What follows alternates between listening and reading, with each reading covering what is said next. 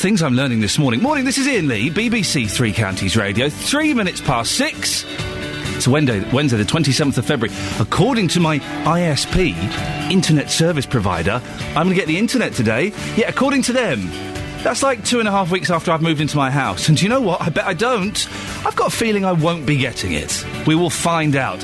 Lots coming up on the show. As always, it would be good to get your opinion on these. Some of the things we're talking about include, we look at the cost of interpreter services in courts in the three counties and why a top barrister says a government plan to make savings hasn't worked.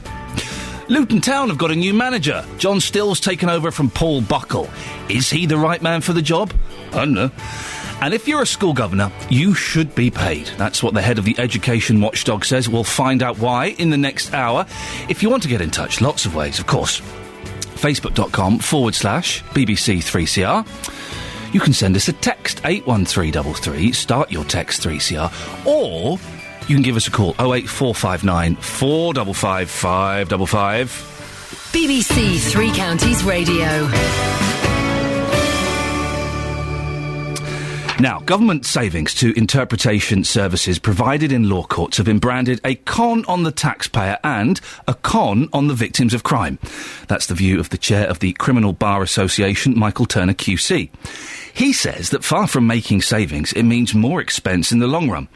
Since Capita took over the £90 million contract to provide interpreter services in courts, translators, including some in Milton Keynes, say they may have to give up as the pay is so poor. Well, our reporter Tony Fisher has been following this. For those who are perhaps a little bit hard of thinking at this time in the morning, explain the role of an interpreter in court. Well, Ian, they provide a vital service. Say you're held up in a French court, you speak French, you've hit someone over the head, yes. God forbid. Yes.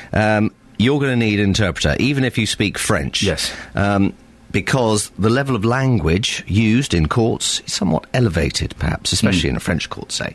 You're going to need an interpreter to interpret what's going on in the court so you understand what's happening, the process. Even if you go onto court for the first time and you speak very good English, it can be very intimidating. So, as a defendant, it's vital that you understand what's going on and also that you can then communicate to your lawyer what you feel, and the lawyer can communicate with you so that he knows where you're coming from, and there is a dialogue, and it's basically about open justice. Yes. If you can't be tried openly in a British court, then, you know, that's not fair, and it's not what the British system is about. How much do they cost? I'm assuming it's fairly expensive. Well, the whole point is that they were being paid a fair amount of money. I've spoken to a translator in Milton Keynes who said he was earning up to about £18,000 last year. But now he says he's barely making £6,000. And that is because of the reductions that the government has made in savings, in clamping down on this, by only making them, they're only paid for the time they spend in court. So it was raised in a court case recently that I went to, where the lawyer stood up and said, my interpreter has been working with me outside of court hours. You know, he's been doing hours and hours of work with me, trying to prepare this case or for legal argument. And he raised it with the judge. He's not being paid for out-of-court hours.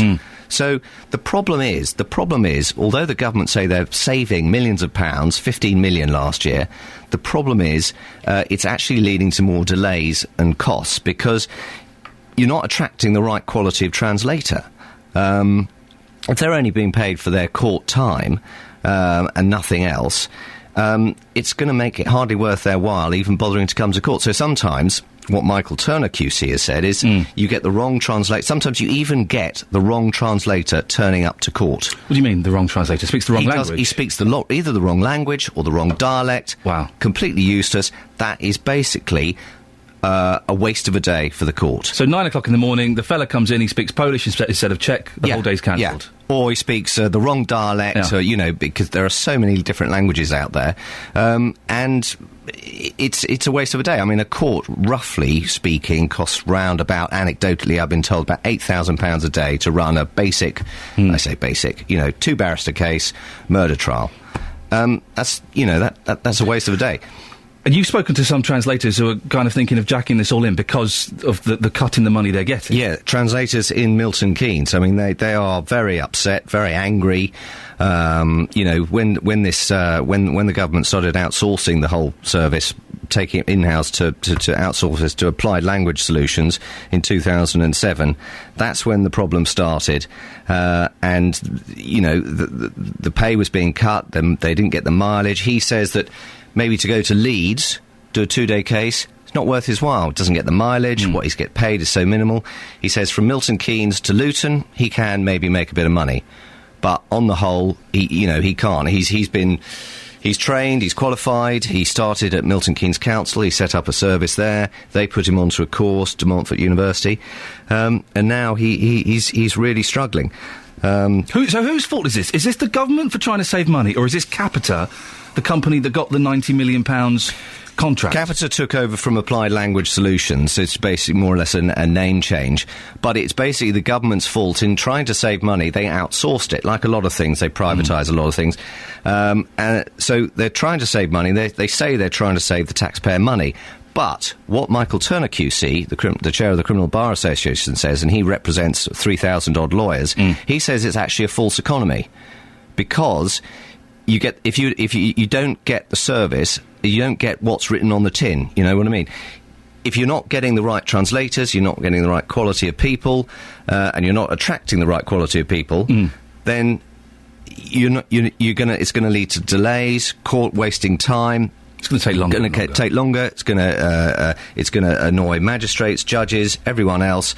And, as I say, it's even been raised in court. That example I gave you, where the defence lawyer raised it with the judge. And Margaret Hodge, who's the chair of the National Public Accounts Committee, said it's appalling that the Ministry awarded ALS, Applied Language Solutions, a £90 million contract to provide a service essential to ensuring the proper administration of justice that was clearly beyond this company's ability to deliver. Finally, what does the Ministry of Justice say about this? The Ministry of Justice says there were significant issues, they do admit that, at the start of the contract in early 2012, but we took swift and robust action and have seen dramatic improvements. The vast majority of interpreter bookings are now being completed and complaints have fallen considerably. The changes we have made have led to major savings for taxpayers, totalling $15 million in the first year. We continue to monitor the contract on a daily basis and demand continuing progress. Tony, thank you very much. Thank you for coming in nice and early. Just quickly before we go, literally seconds before we went on air, you said, "Oh, by the way, and I should just tell you, my daughter thinks JVS is much funnier than you are." What's that all about? Well, I did tell you that yesterday. Yes. And I don't understand what that's about. How old is your daughter? She's 9. Oh, right, yes. Well, he appeals to the lowest common denominator. Well, he does. Oh, I was trying to make you feel better, in a way, because he appeals to the lowest common denominator. You appeal to the highbrow element. There we go. You've saved yourself just in time, Tony Fisher. Yes. Thank you very much. Yeah. 08459 455 555. The top 10 things that people argue about in bed is in the Daily Express. And it's got the usual things: fidgeting, snoring, different body temperature. How could what? Although saying that, my wife likes nice and warm. Windows open for me, please. Windows open for me, even in February. Hogging the duvet, not being in the mood for sex, Dutch ovens. I won't go into detail, though. One partner keeping the light on. Number 9 is the time couples go to bed. Number 10 is allowing children or pets to share the bed. Yes, Ollie, work experience is demonstrating what a Dutch oven is to producer Laura, who's far too posh to know what that means. Number 7, the seventh biggest thing that we argue about with our partner in bed is... number 8, I apologise, is watching TV while the partner wants to go to sleep. And it kind of got me thinking... I haven't got a TV in my bedroom, and I used to have one, little portable, one of those big, heavy portables that weighed a ton, and I liked it because we'd watch DVDs sometimes. For a while we had a Skybox, then we got rid of that, and I'd also play my N64 in there. And then about 4 years ago, before my kids were born, my wife and I made the bold move, should we get rid of the TV in the bedroom? Yeah, okay. It came from her. We did it, and I'm so glad we did. It's the best. I can't imagine having a TV in my bedroom anymore. Why would I want to sit in bed watching TV?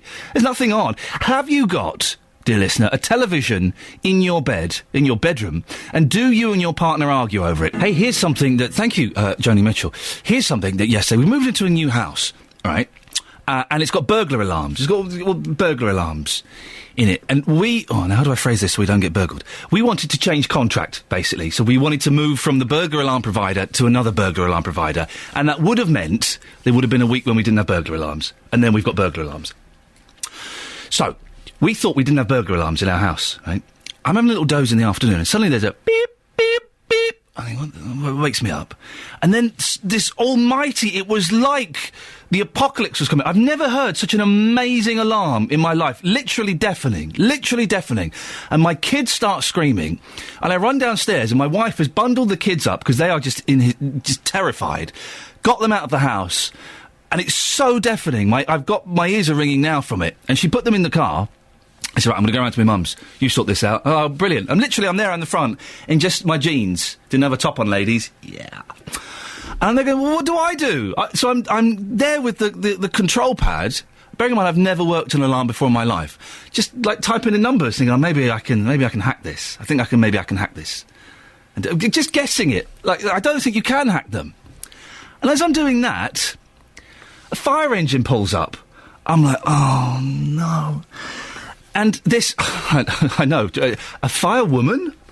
Who'd have thought it? A firewoman jumps out and went, she says, what's going on? And I said, I'm really sorry, the alarm's gone off and I don't know how to stop it. And she kind of gave me that look as if to say, you... And then she was very nice about it. I said, I'm really sorry, we've literally just moved in, I don't know what the code is to turn this alarm off. We thought it had been turned off and we were going to get a new one in a week.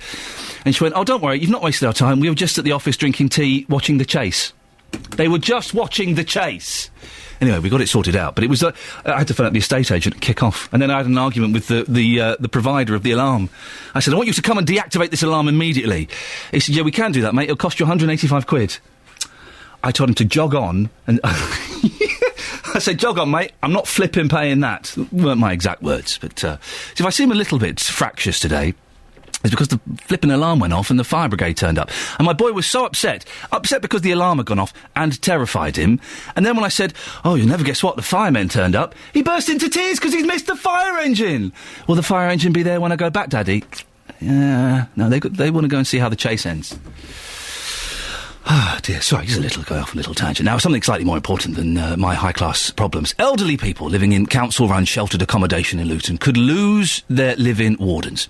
Luton Borough Council is carrying out a consultation with residents living in 22 sheltered housing schemes.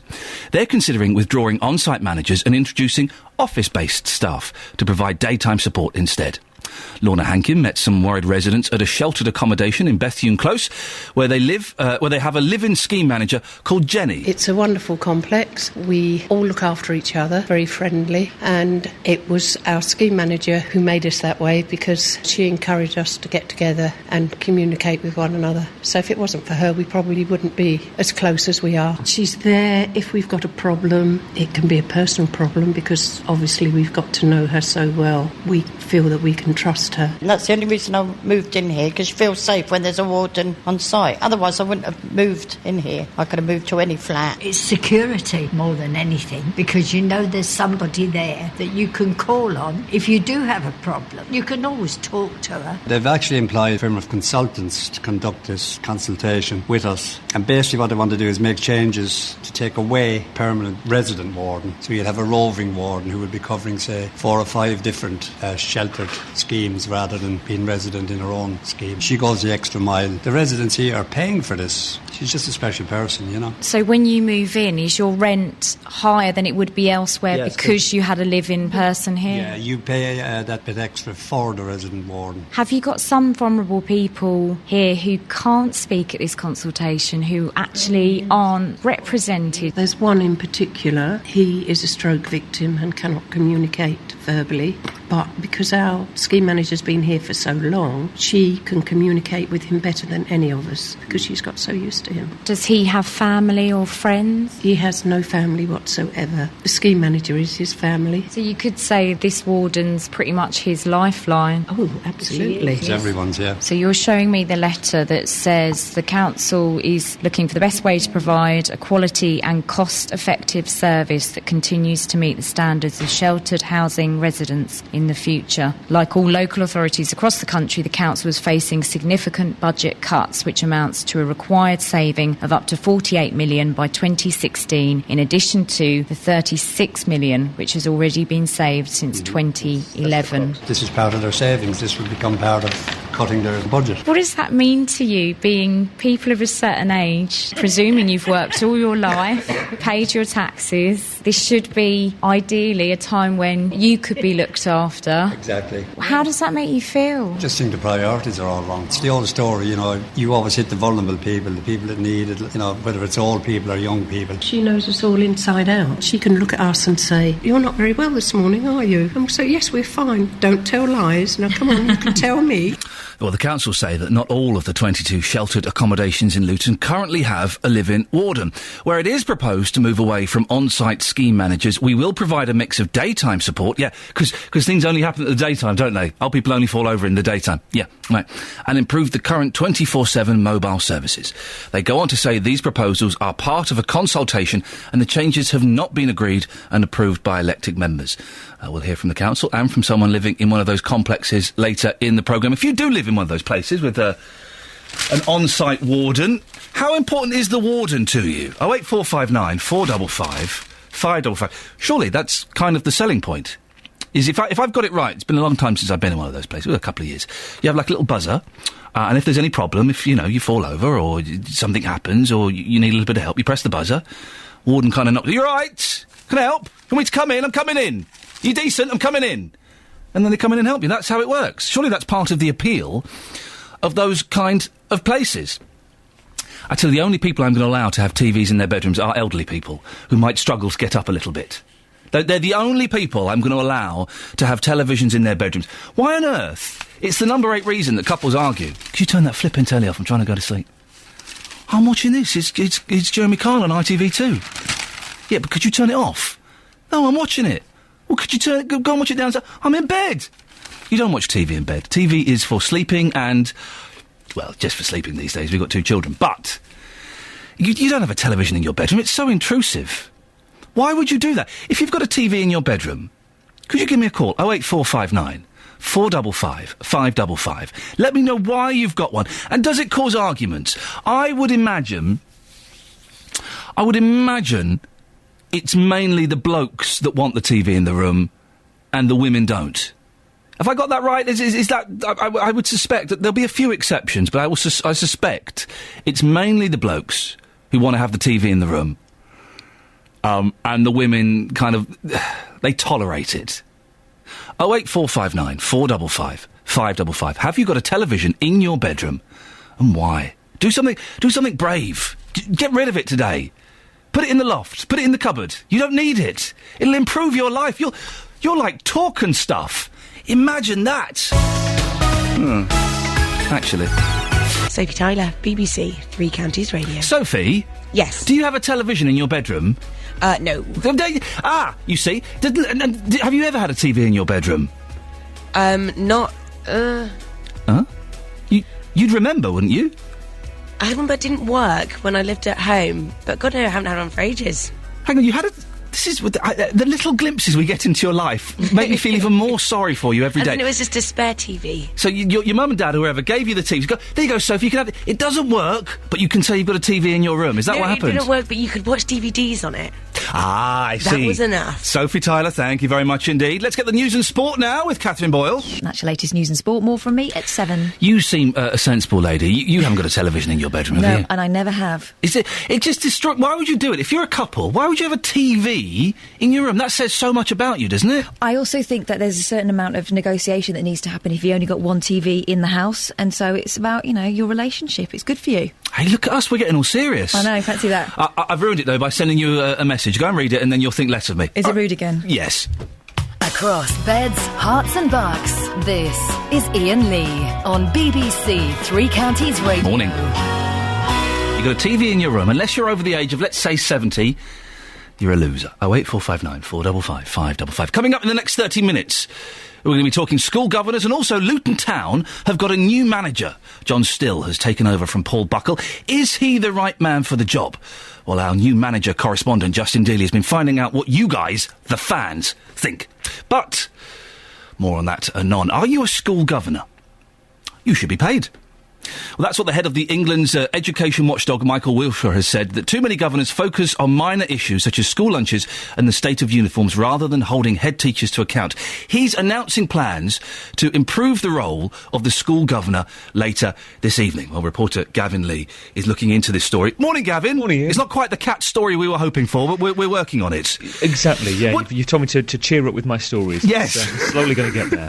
Just very quickly, before we go into this properly, what exactly does a school governor do? Because I've heard this phrase, and I'm not 100% sure what their role is. Do you know? Yeah, well, they're supposed to hold the head teachers to account, basically, to be just monitoring the education standards. In fact, I think it's...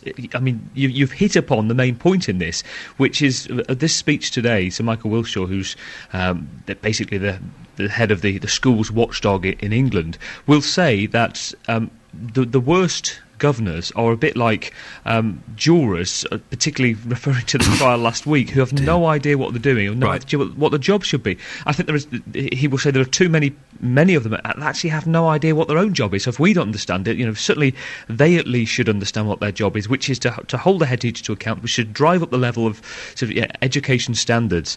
He's mainly pointing to the failing schools and saying the schools that are failing are being failed by their governor. He'll quote 6,000 schools that have been rated less than good this year, and he'll say that too often they're focusing on things like getting better school dinners, they'll get better school uniforms, or the standards, he'll say, of girls' toilets, rather than actually, which are all points in themselves, but ancillary to the point of actually getting better schools. So, and he'll mention this scorecard. It sounds, in theory, to some that certainly the Governors Association said it just sounds an odd thing to do, but he's launching this at-a-glance report card. So it's basically a simple way for a governor to know what they're doing. It'll have key information of the performance of every state primary and secondary school. Is he also suggesting as well that governors get paid?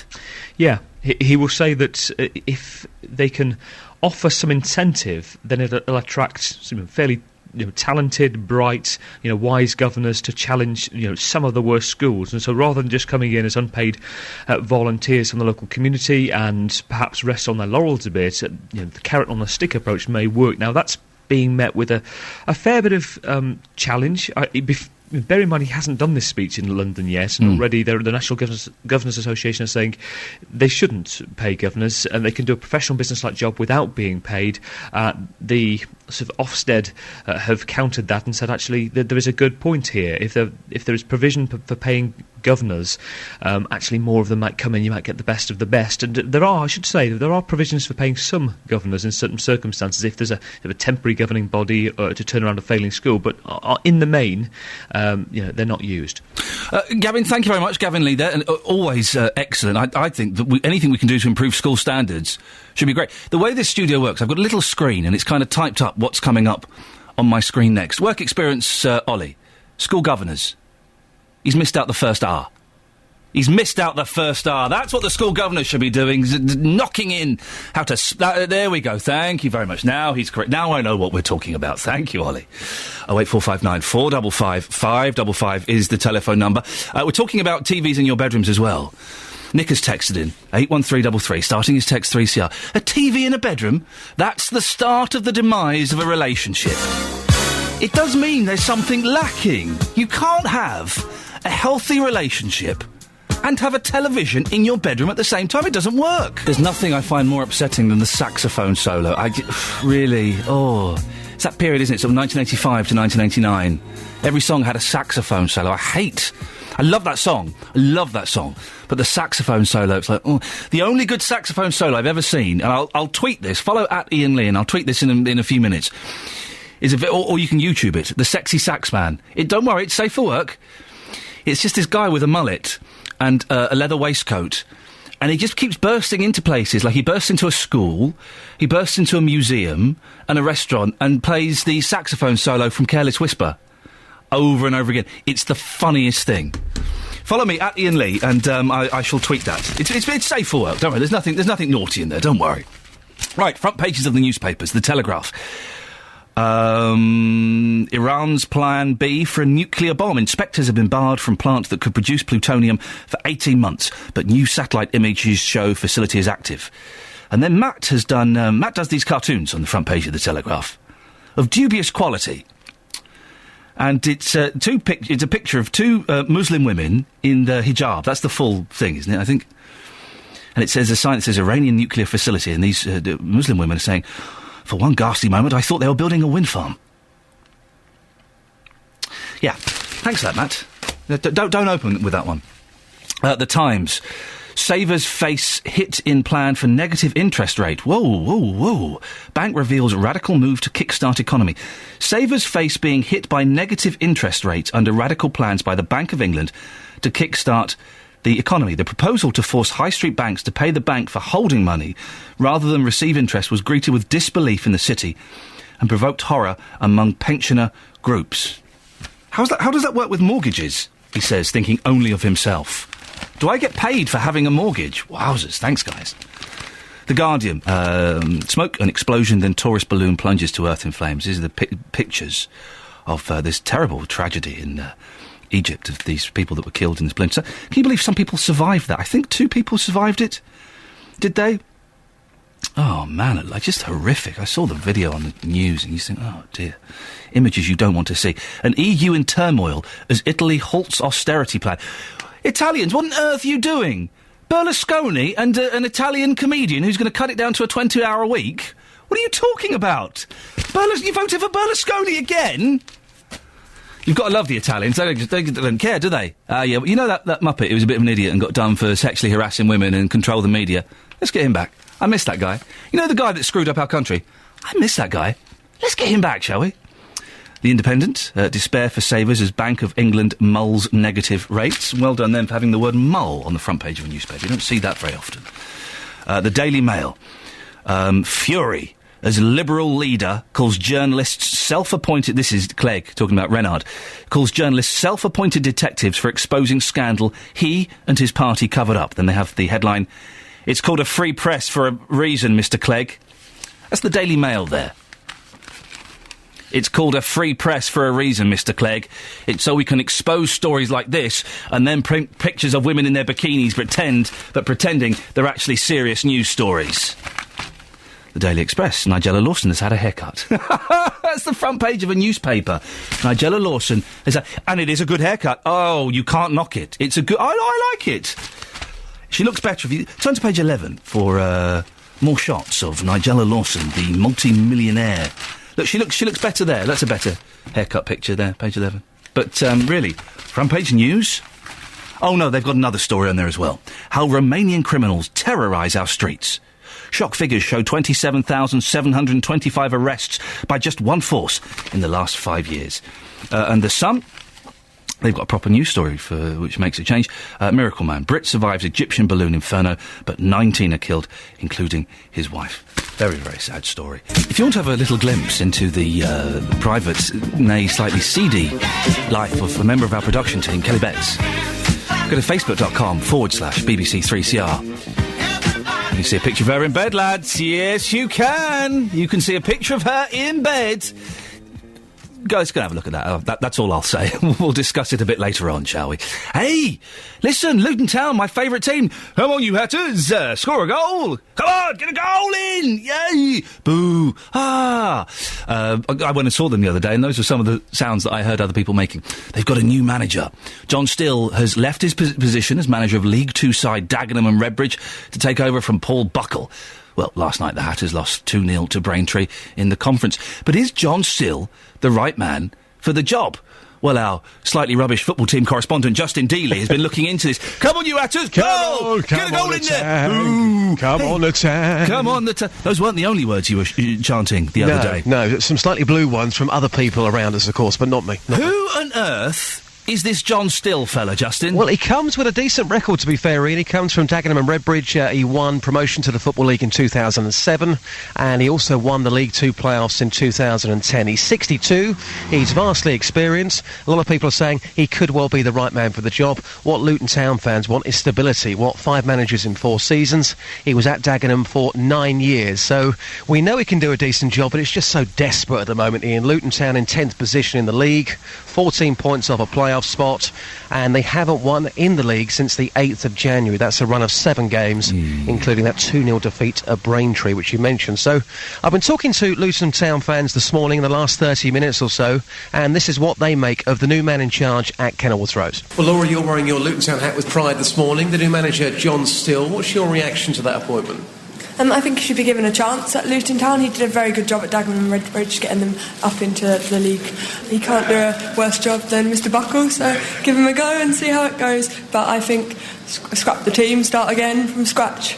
So the team's really that bad in your opinion? In my opinion, there's 3 or 4 players I would keep and the rest I would start again. So this season, as we currently stand, absolutely no chance, despite a new manager coming in, no chance of promotion via the playoffs? I wouldn't say so, no. I think it's all over this season. I think we have to start again next season, fresh start. So, Pat, we're talking about the new manager, John Still, 62 years old, vastly experienced manager. Is that a step in the right direction following Paul Buckle? Personally, I think that if he's got the experience from the past, he's going to know the club, he's going to know the players, and I think it's a step up, really, because it sounds like he's going to be more supportive to the players. He's got the experience. You weren't a fan of Paul Buckle at all. You're pleased that he's gone. Why weren't you a fan of Paul Buckle? I just think that you've got to be there for the good and for the bad. You know, you just basically can't be managing a team and just when you've come to the end, just say goodbye. You know, as far as I'm concerned, you should be supportive the whole way, through the good and through the bad. Well, Madam John Still, in your opinion, is he the right man for Luton Town? I think so. His record speaks for himself. He looks like he knows what he's doing, and hope for the best. Now, what about other fans that you're talking to? Obviously, a lot of talk about who the manager is going to be. Now that he has been appointed, are they happy like you? Most of them seem upbeat, and they seem quite happy with him. So, yeah, overall, I think they're quite pleased. And as the league table stands, no chance of promotion this season? He seems to think he might just do it, so fingers crossed. You believe, don't you? He was talking about this magic wand yesterday, so if he's got one, that'd be fantastic. Yeah. I don't know about that, but anything can help. Why is Buckle leaving? Just because of his poor run? Well, a lot of people thought that was the case. We heard last week that Paul Buckle had left the club less than a year in charge for personal reasons, whatever that means. But in the last few days or so, I heard this kind of briefly last week, but he's with Rebecca Lowe, that's his partner. She's a presenter on the TV station ESPN, and from what we believe, she's been offered a job in America. So it's looking like those personal reasons are she's off to America. Doing your nails, are you? So listen, do you hear that sound? And Paul Buckle will be going with her. If that's the case, come out and say it, Ian. Be transparent about these things. If you're in love with somebody and you want to go abroad with them for their career, what's the problem with that? Just be honest with the fans. Do you know what this noise is, Justin? Yeah, go on. It's me rubbing my chin. I'm doing a Jimmy Hill. Chinny wreck on. Chinny wreck on. Jimmy Hill. He's going because his form has been rubbish, and they've said, listen, we're going to let you go. I lost a job like this once, and they said, we're going to let you go, but we're going to let you say it was by mutual agreement, and then you can kind of make up your own reasons. Well, yeah, a lot of people, I'm sure, would totally agree with you, but if his partner has got this job in America, he obviously wants to go with her. And I think we need to get confirmation from either the club or Paul Buckle himself whether that is the case. But you're right, though, Ian, the form has been dreadful, and when you came to Kenilworth Road for the Millwall game, despite all that shouting and chanting and you getting behind the boys, they simply didn't turn up that day as well. They just did not display the magic. Justin, just going off on a slight tangent. Yes. You are in a relationship with a lovely lady. Do you have a television in your room? Of course I do. Oh, mate. What do you mean, oh, mate? Why? What's your problem? Why do you do that? Your girlfriend, I've never met her, but I've seen her. She looks lovely. I'm sure she's very wonderful and intelligent, apart from the fact she's chosen you. Why would you not want to talk to her? Why do you not want to be with her? Why do you spoon with her? Hey, listen, the bedroom is a place for entertainment. That may well be a TV one night, it may be something completely different the next, but I could not have my life without a TV in my bedroom, because when she's not there, it's company for me. I think you've been too harsh.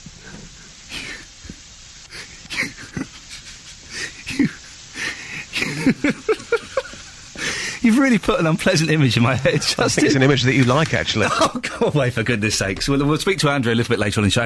Andrew's called in. Andrew, we'll speak to you after 7 o'clock, if that's OK, because I want to give you the full run that you deserve. Well, there's Justin Dealey. He's got a television in his room, in his bedroom, and, well, he's explained quite well that some nights the bedroom is for TV, some nights it's for other activities. I'm assuming he means reading a good biography. 08459 455 555 is the telephone number if you want to give me a call. If you've got a TV in your room, there are problems in your relationship. It destroys it. It wrecks it. It ruins it. We'll speak to Andrew a little bit after 7. Maybe we'll speak to you as well.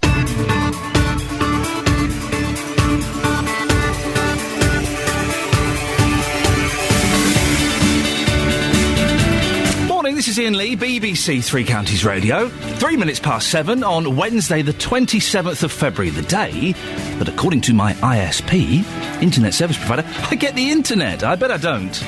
I've got to phone them up afterwards and jog them on a little bit, I think is the phrase. Lots coming up between now and 8 that I would love to get your opinion on, including court interpreters in Milton Keynes are thinking of giving up working because they're so poorly paid. Well, a top barrister says it's because a government plan to make savings hasn't worked. Michael Turner QC will be on the show next. If you or your relative lives in sheltered accommodation, how much of a difference does it make having a warden?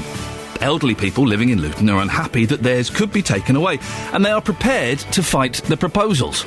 One of the residents and the council will be on this programme before 7:30. And you may have just heard then in the news about plans for the Riverside North development in Bedford. The Star Rowing Club is unhappy about them because they say the club can't expand. Well, do you have any sympathy for them? 08459 455 555 81333 is the text number. Start your text 3CR. Do put your name on, please, otherwise they don't get read out. And facebook.com/BBC 3CR. Oh, and if you've got a TV in your bedroom, your relationship's in trouble. BBC Three Counties Radio.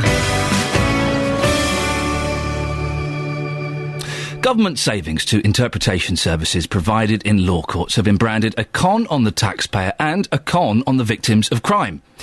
Well, that's the view of the chair of the Criminal Bar Association, Michael Turner QC, who says that far from making savings, it means more expense in the long run. Since interpretation services were outsourced in a contract worth £90 million, translators, including some in Milton Keynes, say they may have to give up as it's no longer worth their while. Well, Michael Turner QC joins me now. Good morning, Michael. Good morning, Ian. Michael, what are your concerns over the cutbacks to interpretation services? Well, there are no cutbacks at all. That's the problem. This government, and indeed the last, have been obsessed by outsourcing publicly funded work. The problem with the present interpreter services, which was started off by Applied Language Solutions and is now Capita, is that they don't supply often interpreted services. Interpreters don't turn up. When they do turn up, they don't speak the right language or they don't speak English. It costs, at a very conservative estimate, £110 a minute to run a courtroom with a jury. And so you imagine if an interpreter doesn't turn up for half a day, for an hour, what the on-cost of that really is for the taxpayer. And that's what's happening. Michael, sorry, did you say that some of these interpreters don't speak English? They often don't speak the language of the defendant. Yeah. Or if they do, they can't speak English, so we can't understand them. So they're not an interpreter, they're just a person that speaks a foreign language. That's incredible. It's probably no surprise to you, Michael, that we've spoken to several interpreters in Milton Keynes, and they're considering giving up doing the job because the pay is so poor. Yes, and what happens when you outsource to the private sector is the private sector is desperate to make a profit, and therefore it pays absolutely appalling wages. These are, if you want proper interpreting services, these are professional people, and you've got to pay them properly. It's as simple as that. You represent thousands of lawyers. Do they share your concerns about the cutbacks to the interpretation services? Yes, because we see it on a daily basis. And it's just not providing proper savings for the government, for the taxpayer. And this is countrywide. It's not just in the three counties. It's over the entirety of the country. Now, you're saying it's a con on the taxpayer and a con on the victims of crime. Why is that? Because on paper, it sounds like money is being saved. The government say they saved £15 million last year. Is that not the case? Yes. Well, that's the way the government do its statistics. What the government hasn't done is properly assess whether this is a true saving to the taxpayer. So, as I've just pointed out, if you have an interpretation service that doesn't actually provide the proper interpreters, and that causes a delay in the court system. The victim of crime is let down because the victim's case can't get on and it can't be tried. And as soon as you've got a court that's not sitting and is delayed, then you're costing the taxpayer £110 a minute for that service. And that £15 million, which the government pretends it's saved, is replicated 10 times over on another balance sheet that the taxpayer never sees. Have you spoken to anyone in the MOJ or anyone in government about this? What's been their reaction? We have been screaming at government about this. It is yet to see whether it pays any dividends. But the good citizens of the three counties should know that they're not getting value for money. And is it true you're also worried about the creeping privatisation of the criminal justice system? Someone was telling me yesterday, is this true? You can get a barrister from Eddie Stobart's, the haulage company. Well, Eddie Stobart's says you can on its website. I think they're dipping a toe in the water. Certainly it is planned, if the government has its way, that in 2 years' time that is exactly what will happen. The independent bar will disappear. It will be taken in-house by the likes of Eddie Stobart's, Tesco's, G4S, Serco, and that's where you will go to get your legal services. And it's not going to save any money. It's just going to drive standards down to an appallingly low level. I wonder where the Eddie Stobart's lawyer would park his lorry, because parking's limited in these places. Let me just quickly, before you go, Michael, let me just read you what the Justice Minister, Helen Grant, has said to us. She says, quote, "There were significant issues at the start of the contract in early 2012. This is about the translation services. Yeah. But we took swift and robust action. We've seen dramatic improvements. The vast majority of interpreter bookings are now being completed and complaints have fallen considerably. The changes we've made have led to major savings for taxpayers totalling £15 million in the first year, and we continue to monitor the contract on a daily basis and demand continuing progress." She makes it sound like everything's hunky-dory. As they always do. You're not buying that? The problem is, she's not at the coalface. I and my members are. And you can't rely on those assurances.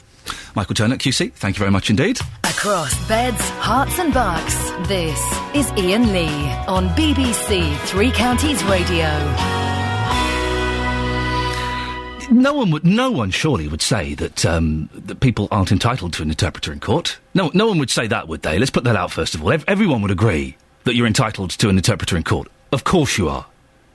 As Tony Fisher, our reporter, said earlier on, if you're in a court in France or in Spain or, Greece, somewhere where they don't speak English as the first language, you'd want an interpreter, you'd demand one, and you'd get one. And that's what's great, is that we provide these people. But we want to be doing it in a slightly more cost-effective way, don't we? If these cutbacks, if privatisation has made this worse, that can't be a good thing. Can it? 08459 455 555. Back to TVs in your bedrooms. There's a survey in the Express today. It gives the top 10 reasons for arguments in the bedroom. Fidgeting is at number 1. Snoring. 3 is different body temperature. 4, hogging the duvet. 5, not being in the mood for sex. 6 is the Dutch oven. 7 is one partner keeping the lights on. Number 8 is watching the TV while the partner wants to go to sleep. And that shocks me, that anybody has still got a television in their bedroom. It's not 1987. We're not 14 years old. We're grown-ups. We're adults. Andrew's in Hatfield. Good morning, Andrew. Morning, Ian. You sound like a sensible chap. You've not got a TV in your bedroom, have you? Oh, God, just bought a bigger one. Sorry? I've just bought a bigger one. You've bought a bigger one for the bedroom? Yeah, a bigger screen, flat screen. Are you single? No, been married 43 years. 40? Have you really been married 43 years? I have, and TV's not always on. We had 6 children. Sorry, you sound like you're about 35 years old. No, I'm 64. Are you really? You've got a very young voice. I don't know what you're doing, but keep doing it. But how long have you had that television in your bedroom for? Well, since you've been talking about this subject, I was thinking about that. Yeah. And it's probably about 10 years. At what point... Have you had any kids since having the TV? I'm guessing not. We've got 14 grandchildren, which stay over quite often. OK, but I've looked into this, and I know that you're not directly responsible for the grandchildren. Whose decision was it? Because my theory on this, Andrew, is it's more the blokes that want the TV, and the women kind of go, if it keeps you quiet, go on then. No, this is how it is, right? I taxi drive, and I get up at 5 o'clock every morning. Yeah. And so I like to go to bed about 9ish and watch the last programme in bed. And my wife has got knee replacement and needs another one, so she's uncomfortable sitting on the settee. Yeah. So we sit and we watch, with a cup of tea, the last programme between 9 and 10. Oh, that sounds... I can never have a cup of tea straight before bed, Andrew. I'll be up all night having a wee. Oh, you need to see the doctor then. Well, I do. I think possibly I do. OK, so it works for you. But and what kind of stuff are you watching? Anything that might be on, of interest. Yeah. Last night we were watching that, I can't remember what it's called now, that detective that's in the Caribbean. Oh, I know the one. Yes, it's got that comedian in it, Ben Miller. That's right. Yeah. Yeah, we were watching that.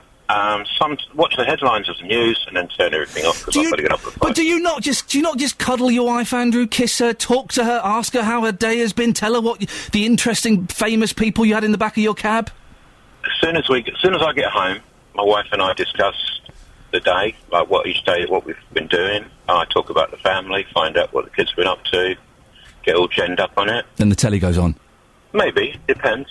And then we have something to eat. And the TV goes on a bit later. What do you argue about in the bedroom, Andrew? Nothing. Oh. Don't argue. Really?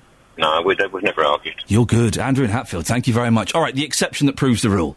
I will let Andrew and his missus keep their TV in their room. Marina has tweeted, I hate having a TV in the bedroom, but he insisted. So now we also have them in the kitchen, the spare room, and the sitting room. Well, yes, there you go. You would, wouldn't you? And we've got an email here. If your partner wants to stay up and watch some dreary show, there is a problem. I know a lady who has a TV in her room and one who doesn't. The one who doesn't is much more fun. We go for meals, days out, and have lots of giggles. The one who has got a telly just wants to stay in and watch them dumb reality shows and those morbid soaps. That's from Mick. If you've got a television in your bedroom, your relationship is in trouble. And if you don't argue about the TV... what do you argue about in bed? Elderly people living in council-run sheltered accommodation in Luton could lose their live-in wardens. Luton Borough Council is carrying out a consultation with residents living in 22 sheltered housing schemes. They're considering withdrawing on-site managers and introducing office-based staff to provide daytime support instead. Well, Councillor Tom Shaw is the housing portfolio holder for Luton. Morning, Councillor. Morning. And Veronica Gudgeon lives in Bethune Close. Good morning, Veronica. Good morning. Now, Veronica, you have a live-in warden who is Jenny. What does Jenny do for you, Veronica? How do I put it? She does a great deal for us.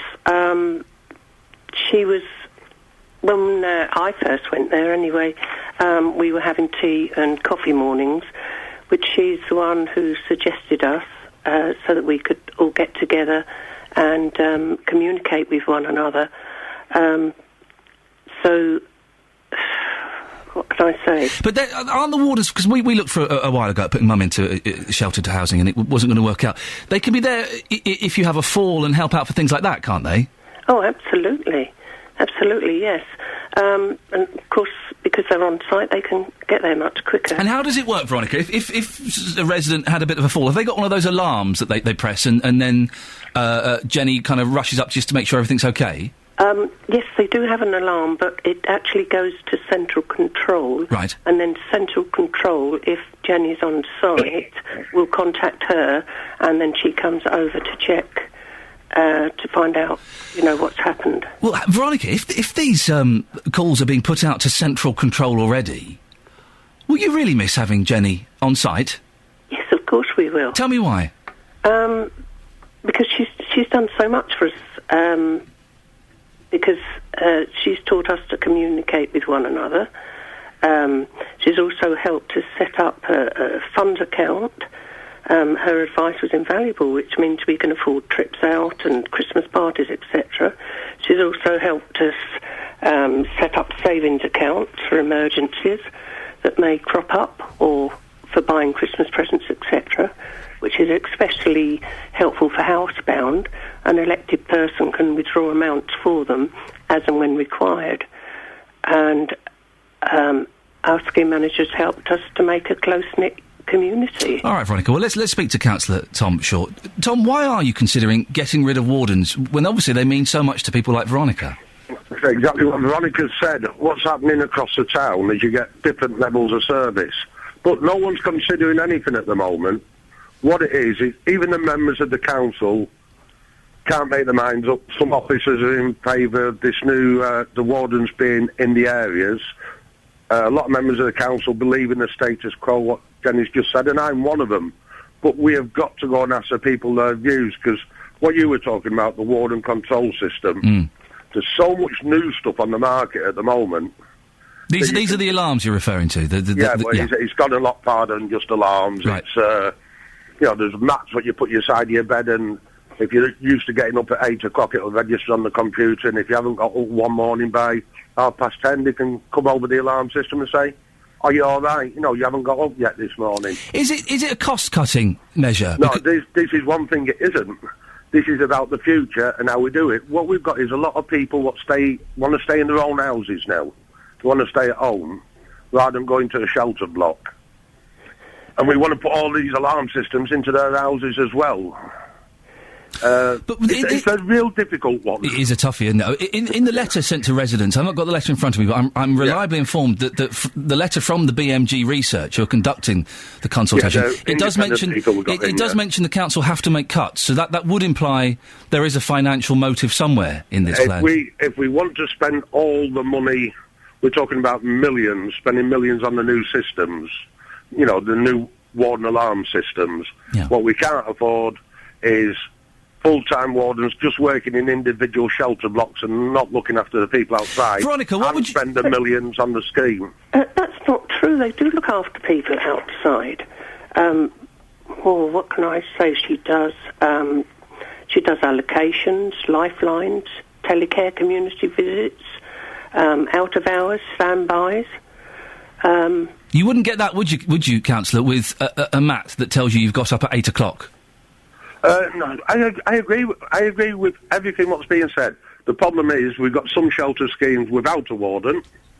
We've got some shelter schemes with a warden what do nowhere near as much as a warden in Beckham Court. We've got some really good, in my own ward, we've got some really good wardens, and we've got a couple of shelter schemes without wardens. It's about the quality of, this consultation is about the quality of service and how we give a better service. Veronica, Go on, Tom, I agree at the moment keeping wardens. But that's my own personal view. Yeah. It's not the view, it's not a decision of the council or anything, but I think keeping the wardens is the best way, and we have to spend a couple of years getting the money together to do everything else as well. Veronica, Tom Shaw is saying that the ultimate aim, whatever the decision is to make life better, safer and easier for people who are dependent on these sheltered housing and who actually aren't in the sheltered housing, want to stay in their own homes. Are you confident about that, Veronica? Does that? No, I'm not confident about it at all, because our warden has got to know us so well. She can just look at us and say, you don't look very well today. And we say, oh, yes, we're fine. And she'll say, oh, don't tell lies. I know you. And then we open up and tell her, how we're feeling. But, Veronica, there might be some people who say, well, come on, fair play. It's not really the council's responsibility to provide someone who sounds, as well as having, being a figure of authority, your friends should be looking at you and saying, come on, there's something wrong. Or your family. The council shouldn't be providing and paying for that person, should they? Well, not everyone has family. Some people have no family at all. And they rely on the wardens. I mean, I really don't know what the warden's role is officially, but they're all human beings, and not one of them would want to see a resident in distress. So, because they're human after all. We know nothing has been set in stone, but we are afraid we'll lose our scheme managers. If you're not listened to, Veronica, how far are you prepared to go to fight this? Protest march. May I ask how old you are? I'm 72. Well, I'll be 72 on Monday. Oh, happy birthday for Monday. There you go. Thank you. Tom, listen, I know you're in a slightly awkward position because you think the wardens should be kept, and this is all being discussed. But that's not great, is it, that we've got 72-year-olds and over who are prepared to go and do a protest march? We don't want that from our... No one wants that, but what we've got to do is we've got, the future now is all the modern stuff what's on the market. We can spend £5 million on putting that into every shelter scheme in everyone's house who wants to stay at home. But to do that and keep the wardens costs us another couple of £1 million on top of that as well. But what is the point in spending all the money you're spending at the moment when you're supposed to be making cuts and saving money? And this is the housing revenue account. It's completely separate from the rest of the council. That's why it's not about cuts. The housing account is paying for this, and he's paid. That's why we've got independent people in, because even the councillors and the officers have all got different views. That's why we've got the independent group in to find out what people wanted. Tom, Veronica, stay there for a second. Peter is in Walmer Green. Peter, you live in sheltered housing. Have you got a warden? Yes, indeed. And how important is your warden to you? She's vital, really, because although they take wardens away from people, she's vital. We've got people here we've got a lady here who can't see very well. She helps her with all her letters and things. When you're bereaved, she's there for you. When people, you've got to remember sheltered houses rights. If someone dies, she finds them sometimes. So you're really talking about something in depth here. She helps to organise a fish and chip, maybe lunch, which we pay for, or run raffles for, but you've got a change in population, so you can't set up committees with elderly people. We've got people who are over 90, and if you take people out of, if you take the people you phone up, by the way, I pay £500 a year for this pull cord system. The council run it through the telephone system, so it can't cost very much to install. They do it through the. I know the phone system very, very well. But Peter, just quickly, because we're running out of time. The warden is crucial to you. Is that what you're saying? Absolutely crucial. Okay, Peter, we have to. Tom, listen. The people are very passionate about this, and obviously, they are, yeah, rightly so. How can people get involved in this discussion? What's happening next? The gentleman, what's happening at the moment, an independent group of people, rather than the council officers or councillors are doing it, are going around all the sheltered schemes. They'll collate all the information over the next few weeks. That'll come to councils, and before any decisions are made, we've made a promise that we will go back to all the shelter schemes and tell them what the recommendations of the independent group are. And no action will be taken until we've gone back to every sheltered scheme. And if everybody in the shelter scheme disagrees? And that's what's happening on some shelter schemes as well. Some are saying we want the warden, some are saying we want the modern stuff. Then it's going to be a very hard decision that members are going to have to make sometime in April. Veronica, let's give the final word to you. What would you say to the council about this? I would say let us keep our wardens. They are vital to our future. Veronica Gudgeon, thank you very much. And Councillor Tom Shaw, the housing portfolio holder for Luton, thank you. I like Tom because he's a councillor who comes on and he's honest. You don't get any of the flim-flam that you get with some of the other councillors. He comes on, he admits when he makes a mistake, and he admits when he disagrees with the policies that are being pushed through, and you kind of get straight talk. You may not always agree with what he's saying, but he gives it to you straight. And Veronica, thank you very much. I think you painted, Veronica and Peter, you painted a very powerful picture of just how important these wardens are to you. This is Iain Lee on BBC Three Counties Radio.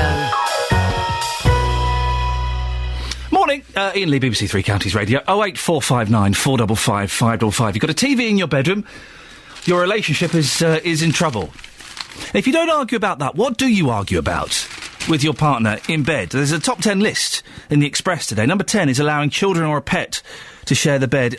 We kind of had those arguments that we have. Some nights we'll have the two boys and the cat on the bed. Five in the bed. It's cramped.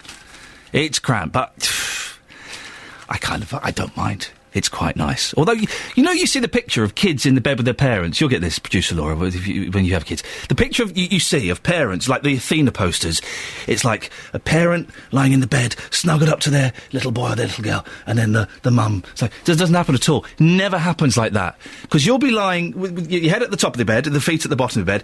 The kid will be lying crossways. They lie horizontal. They start off, properly, but then they just turn around. It's a nightmare. And then when you get kicked in the head, when you're getting woken up by being kicked in the head, that's when you think, maybe we shouldn't have gone down this road. But never mind, it is the best, the most fun you can have. Now, have you heard about plans for the Riverside North development? No idea why I was talking about that. In Bedford. Well, the Start Rowing Club is unhappy about them because they say the club can't expand. Have you got sympathy for them? We'll be talking to some people involved in that next. And also, Scotland Yard has announced that it's looking into whether criminal activity has taken place in relation to recent allegations regarding Lord Reynard. We'll look at what impact it's having on the Liberal Democrats here in the 3 counties. Now, the Star Rowing Club in Bedford says it will be unable to progress or expand if plans to build a hotel next to their boathouse are agreed. The proposed hotel is part of the Riverside North development and will see Bedford Town Hall knocked down and a 9-storey hotel erected in its place. But the club say the plan would mean their members wouldn't have anywhere to park their cars, and the club itself will be prevented from expanding and becoming more successful. Well, we've got President-elect of Star Rowing Club, David Dixon, and the Director of Development Company Copland Estates, Colin McQuestion, are with me now to discuss this further. Morning, gentlemen. Morning. Colin, we'll come to you in a second. David, let me start with you. Why do you object to the hotel build? How will it affect you? Well, to start with, the Star Club is an immensely successful organisation, as is our co-tenants, Viking Kayak Club. We're next to the hotel development, which in the first consultation left a bit of green space between the development and the boat club. In the latest consultation, that boundary has moved to come right up to our boundary. Now, the piece of land that was between us and the development was being earmarked for expansion for both the kayak club and the boat club. Well, the boat club's been that size for 15 years. Why do you need the more room? It's been there longer than that. Well, OK, the boat club's been that size for even longer than 15 years. Why do you need more room? Well, because people want to join us. Our membership ranges from 14-year-old kids to a 77-year-old. How many members have you got? Over 200. OK.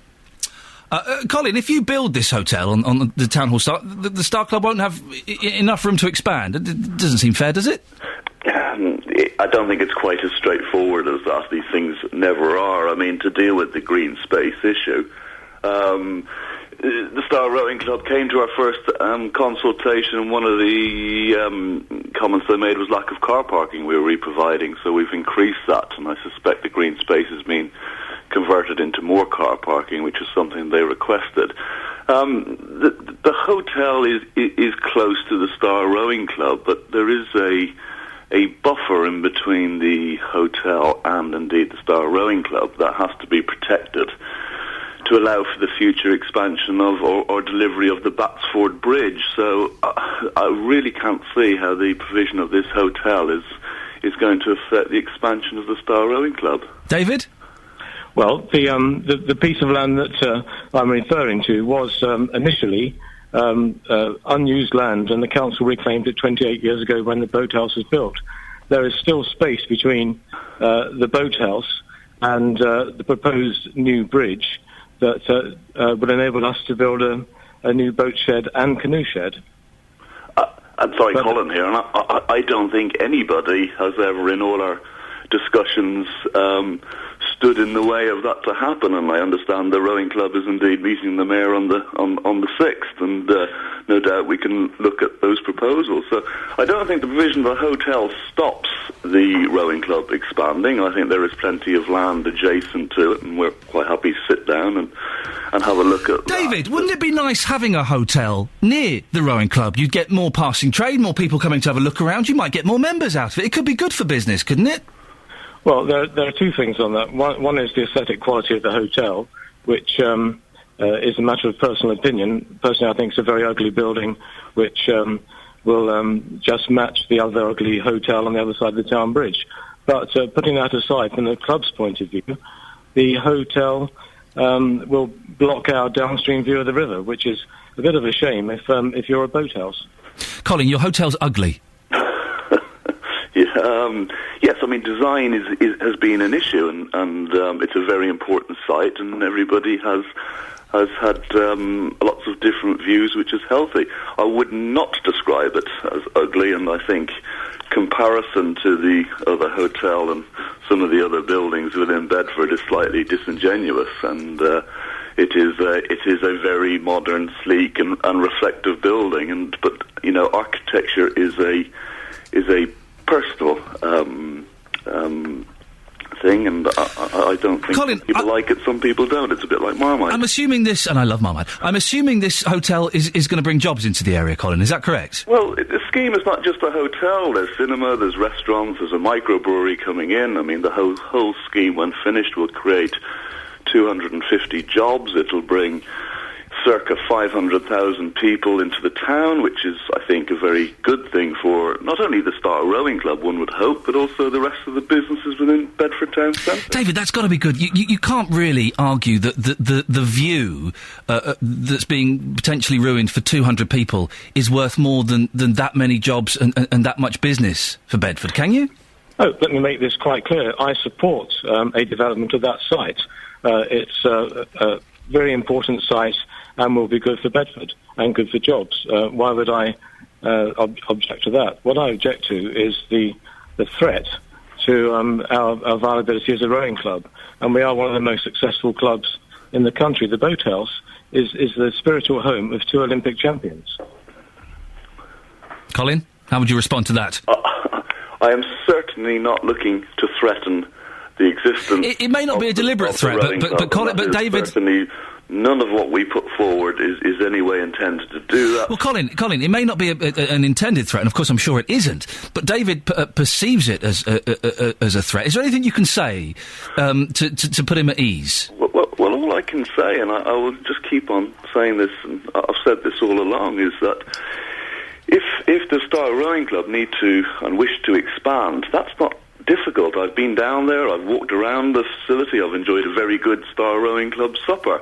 I understand the cramped conditions in which they are operating, and I think that's testimony to the success of them. To get additional space is not difficult, and the new hotel and additional space can be provided. It doesn't need to be an either-or situation. So I think, if he would like to sit down again with us, we're more than happy, and with the council, who do own the land, more than happy to continue the dialogue. David, would you be up for that, meeting with Colin and having a chat and seeing, if any compromise could be reached? Well, I met Colin before, and would you meet him again? And I would be very happy to meet him again. The reason I wish to meet the mayor is to express our concerns, not to object to a development as such. And if I could meet the mayor and Colin, then that would be a good outcome. Gentlemen, I'll tell you what we're going to do, is I'm going to pass you back to my team. We will see if we can, without getting too involved, because obviously we have to be vaguely impartial here, we'll see if we can facilitate some meeting between you and the mayor and just see if this could... I want you both to be happy. You both sound like nice chaps. We are nice chaps. I'm sure you're both wonderful. I want you to... Listen, stay on the line. I'm going to pass you back to producer Laura and work experience Hollies. David Dixon there from the rowing club, the Star Club, and Colin McQuestion from the company Copland Estates. Let's see if we can facilitate a meeting between those two gentlemen, please. Let's see if we can get them to go out for a lunch somewhere. I'm not paying. Or a coffee. See, we'll invite the mayor. Let's see if we can make some progress on this. Wouldn't it be nice if we could... I don't want people... Listen, I do like a good argument first thing in the morning, but they both seem like such reasonable gentlemen. And I can see both sides of the argument. What do you think? 08459 455 555. Part of me thinks, listen, a building and redevelopment, a nice hotel by the river sounds fantastic. It's going to spoil the view for 200 people. Kind of get over it. But then part of me thinks, that's what makes the waterways of Britain so great, is these rowing clubs. You walk down the Thames through Windsor, these gorgeous rowing clubs. You walk through all the rivers, through the 3 counties. These wonderful little rowing clubs that are dotted about. They kind of make things a bit special, don't they? 08459 455 555. You've got a TV in your bedroom? There's something wrong with the relationship. Carol says, Ian, people who argue in bed, and I assume you're one of them, by your earlier question, have relationship problems. Oh, this is what you argue about. If you store up problems for the end of the day and don't deal with them as they happen, then you're not communicating properly. We never argue in bed because we talk over problems before they become an argument. Might sound cheesy, but it's true. All right, Carol. Carol. I never trust anybody who says they never argue. Of course you need to argue. Of course you need to argue. I'm not saying having full out, throwing the crockery at each other, slamming the door, I'm never coming back arguments. But you need to argue, otherwise there's something wrong. Alison says on Facebook, the fella and I have known each other for 7 years, lived together for 5. We have a TV, PC, mixing desks, equalisers, plus other gadgetry in the bedroom. We've had one argument in our entire relationship, which was shortly after an amazing friend was killed, and we put that down to our grief. We run an internet radio show twice a week from our bedroom, and our mates come over, sit on the bed, and chew the fat for a couple of hours.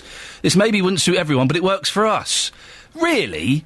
I'm not convinced by that in the slightest. Wendy Hurrell, the weather lady...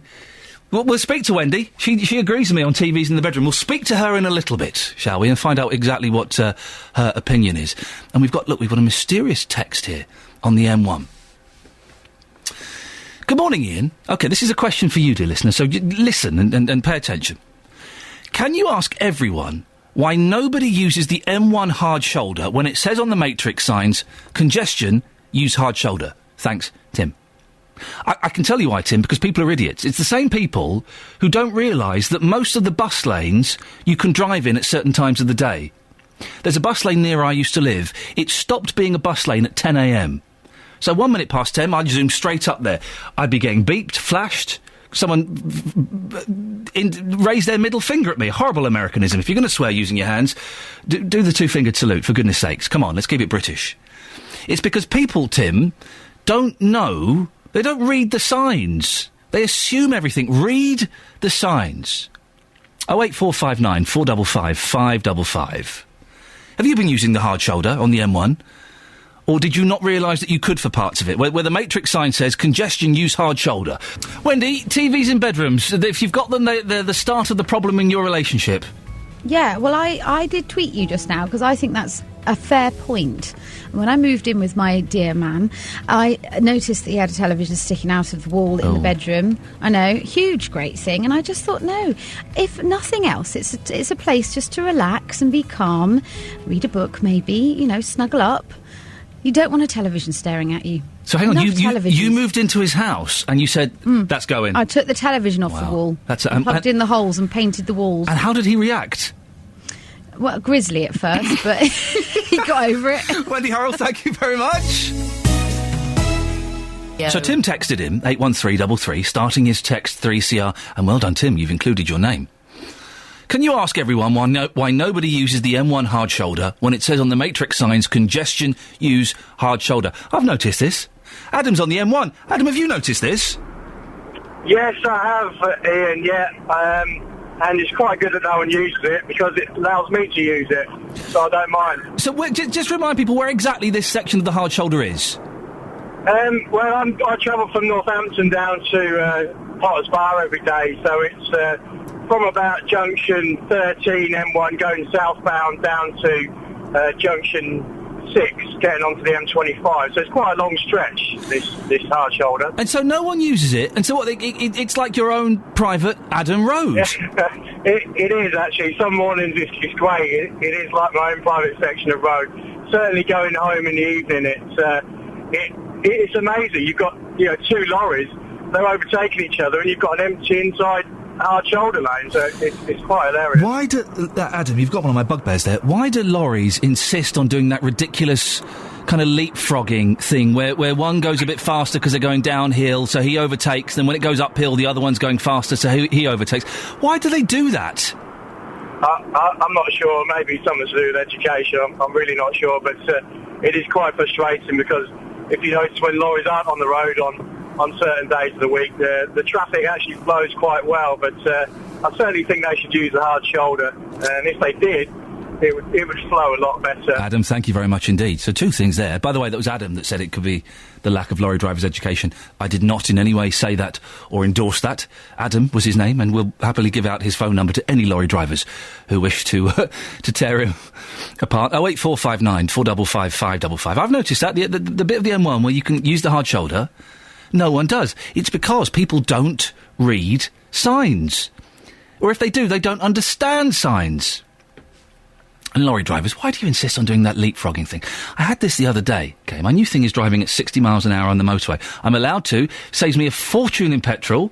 Just leave 10 minutes earlier. Wonderful. I save about, I don't know, 15 quid a week. It's not bad going. 20 quid a week. That'll do me. So I was going 60 miles an hour the other day on... I was coming back from Gloucester on the M4. And this lorry... We're going downhill, okay? So this lorry had obviously picked up a bit of speed. He wanted to overtake me. For about a few miles, he was fine going behind me. Then he wanted to overtake me. So he overtook me. We're going downhill. He pulls up beside me. Oh, and then we start going uphill, right?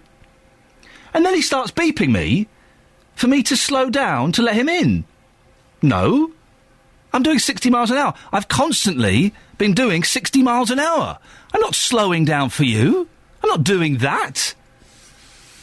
Why do you do that, lorry drivers? Oh, wait, I'm not having a go at lorry drivers. Well, I guess I am, actually. 08459 455 555. Now, Scotland Yard has announced it's looking into whether criminal activity has taken place in relation to recent allegations regarding Lord Reynard. The Liberal Democrats say they are working closely with the Metropolitan Police on this. He's been accused of inappropriate behaviour towards women, something he strongly denies. Well, BBC Three Counties has spoken to a woman from our area, known only as Susan, who was at a conference for prospective MPs in 2008, where Lord Reynard was in attendance. In the evening, she was with him and a group of other activists and was sat next to him chatting about politics. Susan picks up the story. So I was sat there and the first thing I noticed was this leg quite firmly against my leg, and I thought, oh, you're imagining it. And I moved away slightly, and then he started stroking my leg, and I moved away again. And it was coming towards the end of the evening anyway, and people were beginning to drift off to bed. As soon as a chair became free next to me, I moved to that chair, which happened to be a sofa, so that there was a chair in between us. He then, at the first opportune moment, moved into that chair and carried on stroking my leg. I mean, I don't know how else I could have sent a clearer signal to say no, other than say, stop that. But this is someone who you almost worshipped, because he is an amazing election strategist, and he has done amazing things for our party. But there he was, fondling my leg, and me feeling very uncomfortable. I think I moved 5 times in total to get away from him. And at that point, I just kind of wound down the conversation and said I was off to bed. And he said, oh, well, I'll come up with you. And I said, no, it's fine, I need to go to the toilet. So I went off to the toilet, I took a deep breath in there and walked back out. And couldn't believe it when he was standing there, waiting at the bottom of the stairs to walk me up. We got to the top of the flight of stairs, and he said, well, it's been a really fascinating conversation. Why don't we get a couple more drinks and we continue to discuss this in my room? And he kind of rubbed the back of my back, suggestively. And at that point, just alarm bells started ringing really, really loudly, and I just said, no, I'm off to bed, I'm really tired, and walked briskly to my room. And as soon as I got my room, I was so distressed, I called my dad. Well, the BBC did ask to speak to Lord Reynard, who we were told was not giving interviews. We were told by Lib Dem HQ that no one would be available for an interview, and that the independent inquiry they had set up was the proper place for the allegations to be considered. Well, someone who will speak to us is Dorothy Thornhill, the most senior Lib Dem in our area, as Mayor of Watford. Morning, Dorothy. This story has been very hard for the Lib Dems. How has the party handled it? I think that, all negative stories about politicians and politics, impacts in some way. And I think, parties do find it difficult to handle. I don't actually really want to comment on the specifics because, no, as you rightly say, it is difficult to say what is the right way to handle this. Yes. And I think, that's a fair comment, and I really don't want to add to the rumour or gossip, but I will say, listening to Susan's interview yesterday and again, that I think actually many women will have found themselves in similar positions to that, not just in politics, but as part of their life, whether it's as a teenager on the back seat of the cinema dealing with the wandering hands, or the inappropriate, people bunching up against you in the tube. There are many instances of what you might call sexual harassment that many women listening to this will be quite familiar with.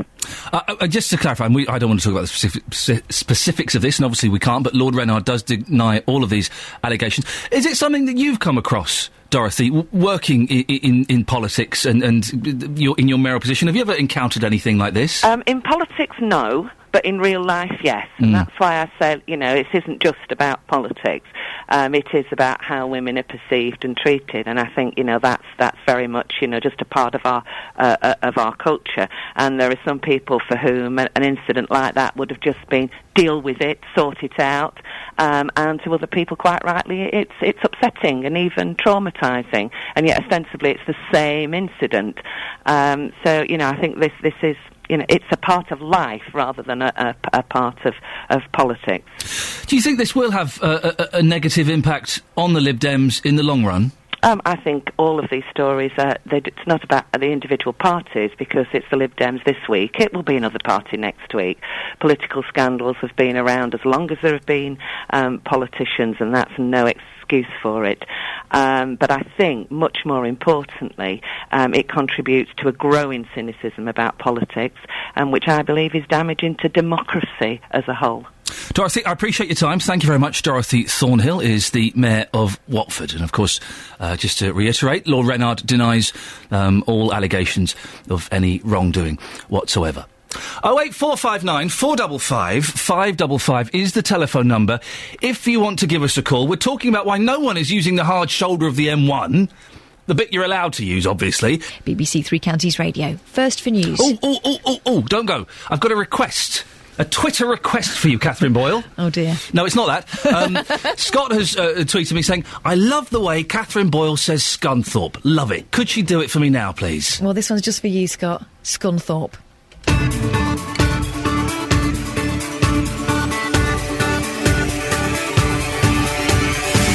Always happy to please. It's the BBC. This is what we do. You pay our wages.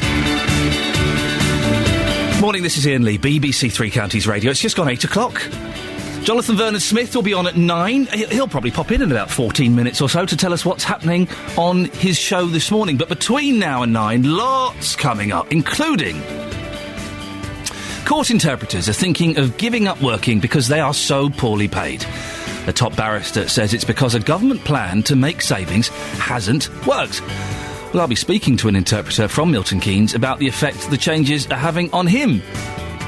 Tim texted earlier. He said, can you ask everyone who listens why nobody uses the M1 hard shoulder when it says on the matrix signs, congestion, use hard shoulder? Well, have you noticed the same thing on the motorway? Are people stupid? And the top 10 reasons why people argue in bed have been revealed. Among them is having a TV in your bedroom. I'm not surprised. It's a sign of a failing relationship, isn't it? Television in your bedroom? No. What do you think?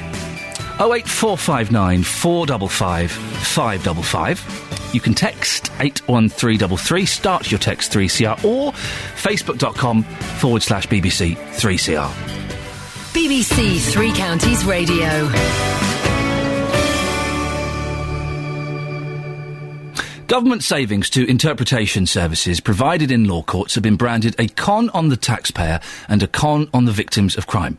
Well, that's the view of the chair of the Criminal Bar Association, Michael Turner QC, who says that far from making savings, it means more expense in the long run. I spoke to him earlier in the show. There are no cutbacks at all, that's the problem. This government, and indeed the last, have been obsessed by outsourcing publicly funded work. The problem with the present interpreter services, which was started off by Applied Language Solutions and is now Capita, is that they don't supply often interpreted services, interpreters don't turn up. When they do turn up, they don't speak the right language or they don't speak English. It costs, at a very conservative estimate, £110 a minute to run a courtroom with a jury. And so you imagine if an interpreter doesn't turn up for half a day, for an hour, what the on-cost of that really is for the taxpayer. And that's what's happening. Michael, sorry, did you say that some of these interpreters don't speak English? They often don't speak the language of the defendant. Yeah. Or if they do, they can't speak English. So we can't understand them. So they're not an interpreter, they're just a foreign person. That's all they are. That's not an interpreter. Well, since interpretation services were outsourced in a contract worth £90 million, translators, including some in Milton Keynes, say they may have to give it up as it is no longer worth their while. Ahmed Mahmood is a translator from Milton Keynes. Morning, Ahmed. Morning, sir. How are you? Yeah, I'm good, thank you. When did you train to become a court translator? In 2007 at the Medford University. And what attracted you to it? I was a community worker, first of all, working for Milton Keynes Community Language Services. And then, for the high demand, Milton Keynes Community Language Services applied this course for me, which diploma in public service interpreting to advance my education and to help the community. And so what language or languages do you translate? My native language is Somali, and I speak English, and Arabic is my second language, but I can't do that in interpreting and translating, but I can only do Somali. Okay. Why are you now thinking of giving it up, Ahmed? Because since 2011 till now, the government outsources the industry to applied language solutions, which now Kavita, and they are using untrained interpreters and translators to minimize the cost. So there is no room for me now. So you're not even being offered the work. They're getting people who, in your opinion, haven't been trained as court interpreters to save a few pounds.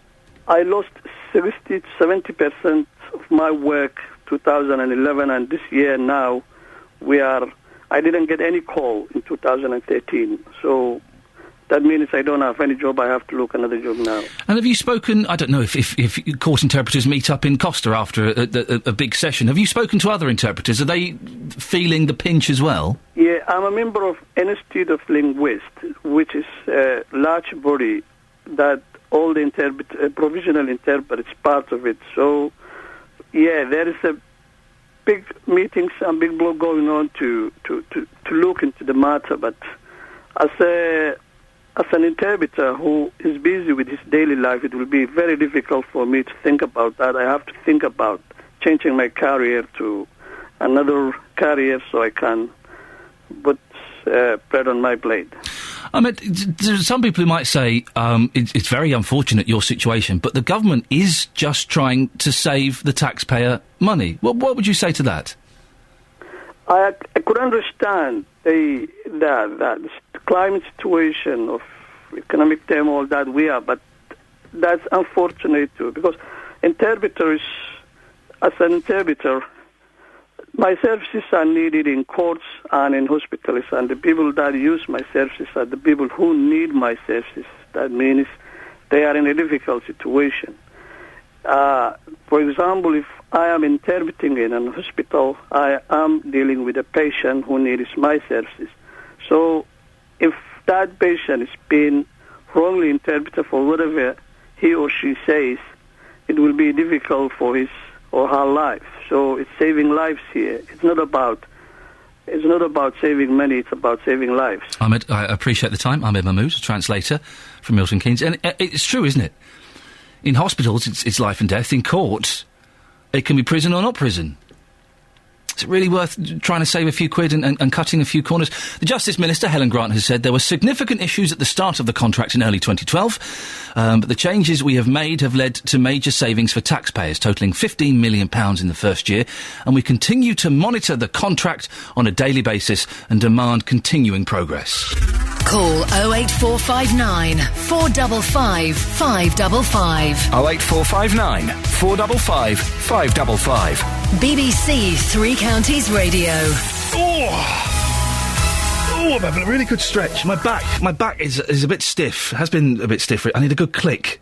I need someone to walk on my back, or someone to do that thing. You know when you fold your arms and they pick you up from behind and kind of click your back. I need that. Oh, dearie me. Hey, the top 10 reasons why people argue in bed have been revealed. One of them is to do with having a telly in your bedroom. I think, genuinely, if you've got a TV in your bedroom and you've got a partner, your relationship is in trouble. It's falling apart. Well, our reporter, Justin Dealey, on the other hand, says, and I'm going to quote you here, Justin. Yeah, go on. Yeah, well, girl, the bedroom is for entertainment. Yeah. Sometimes that's I can't do it. Right, hang on. The bedroom is for entertainment. Sometimes that's telly, sometimes it's something else. Something completely different. Yes. Yes. You're a big fan of the TV in the bedroom. Absolutely love it, I have to say. It certainly makes me relax it in the evening. I've always been a big fan of it. I lost it for about 2 or 3 months when I moved properties. Then I got Sky installed, and it made me very, very happy. Justin.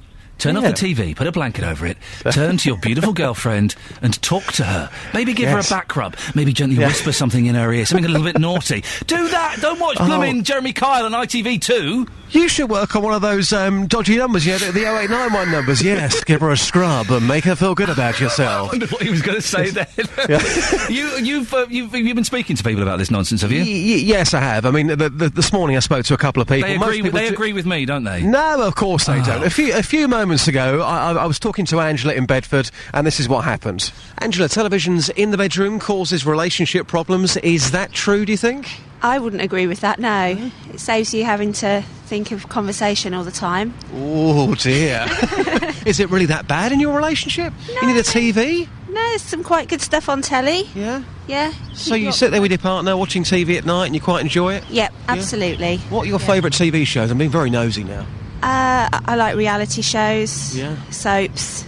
So you're sitting in TV watching I'm a Celebrity, X Factor, those sort of programmes? Yeah, absolutely. So anybody who says, having a TV in your bedroom will cause a problem, you're saying is absolute nonsense. Come on, you need to get one in your bedroom because it will actually improve your relationship. Obviously not watching the right stuff. Or listen to the radio.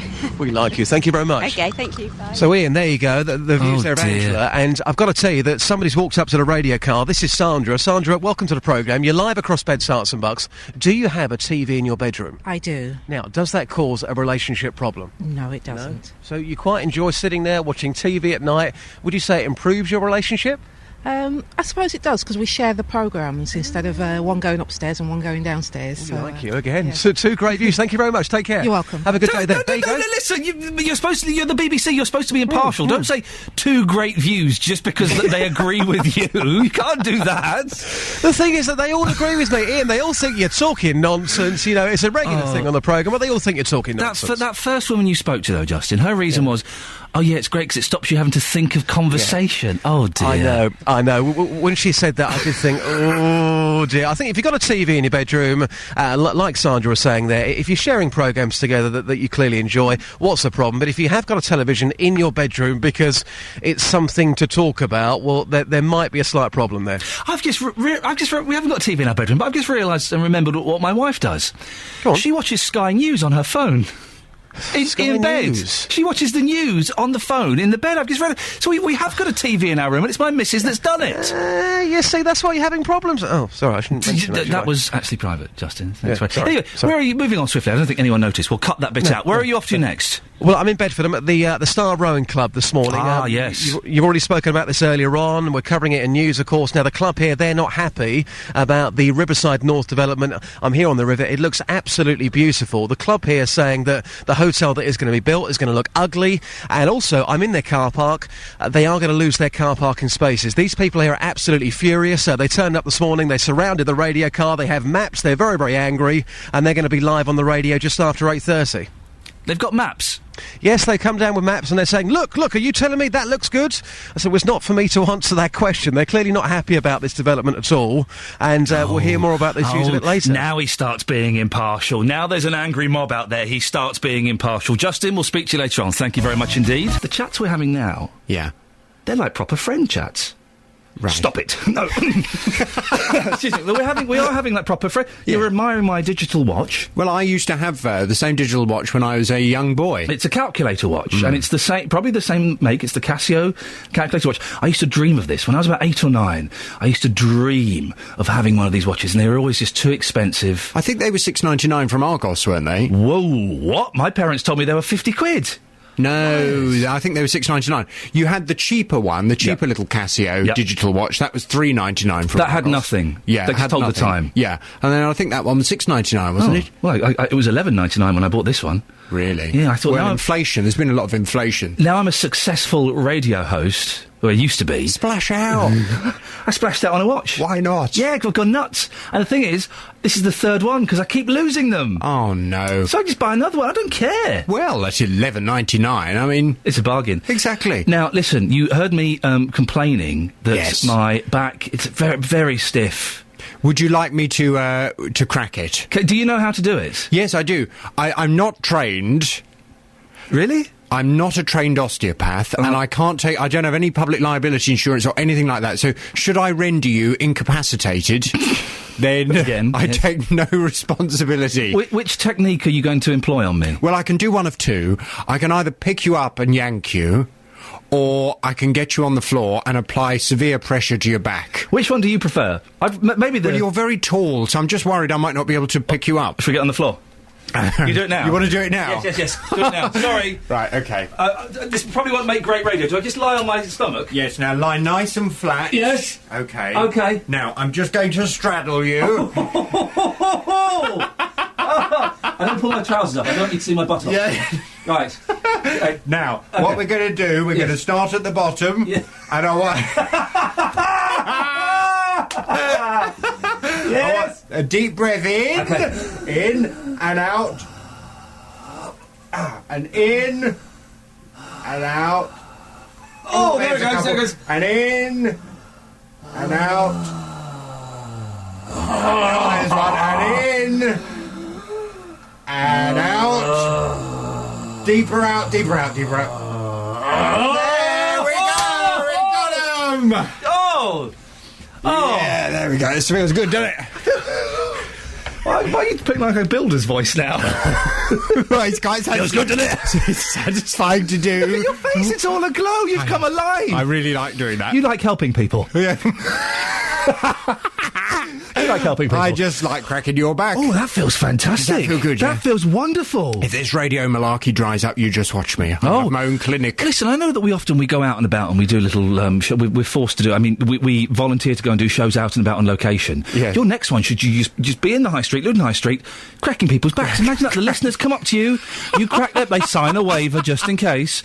You crack their backs. It's gold. Does it feel better now? Oh, it feels... Yeah. I can wiggle like this, look. Look at that, you see. Wiggle. You had quite a lot of cracks up at the top. Yeah. I don't know why.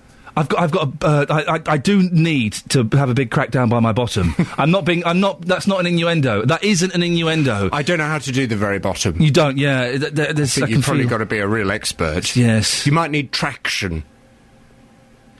What's coming up on your show this morning? On the big phone in this morning at 9, would you ban smoking in cars? The Health Minister, Anna Soubry, says the government should ban smoking in cars carrying children.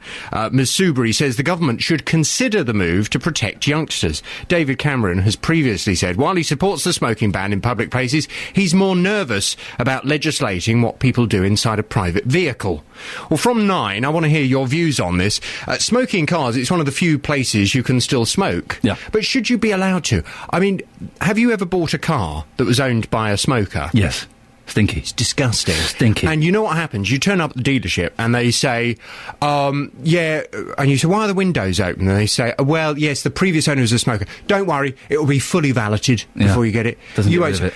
What? You'd need 10 tankfuls of Febreze to get rid of it. And even then you'd still get the faint waft when you turn the heating on. I like the little Christmas tree hanging from the... Don't get rid of it. No. Once someone's smoked in a car, that's it. And if it's done that to the inside of the car, imagine what it's done to the children's lungs, the passengers' lungs, anyone who's been in that car with that individual. And is it dangerous? I mean, I used to smoke. Did you? I used to smoke, yeah. Did you really? I used to smoke 40 a day. That surprises me. Really? Wow. Yes, it does a lot. It's incredible. And one of the worst things that used to happen to me, I'd be smoking, and the little bit that's a light Did on you the have a end. cigarette filter, like one of those I holders? did have a holder for a period, yeah. And the little bit that was lit, I smoked a pipe as well for a while. The little bit that was lit, you used to call it the cherry. You're so common. The cherry used to fall out and go between my legs. And you'd be driving, trying to flick it off, or you'd drop the cigarette. I'm being urged on by producer Laura, because we have got a guest coming up, but I'm keen to stick with this. My dad used to roll-ups while he was driving at the same time. Anyway, so that's on your show this morning. Would you ban smoking in cars? We'll discuss it at 9. Thank you very much indeed, Jonathan Vernon-Smith. You've shocked me there.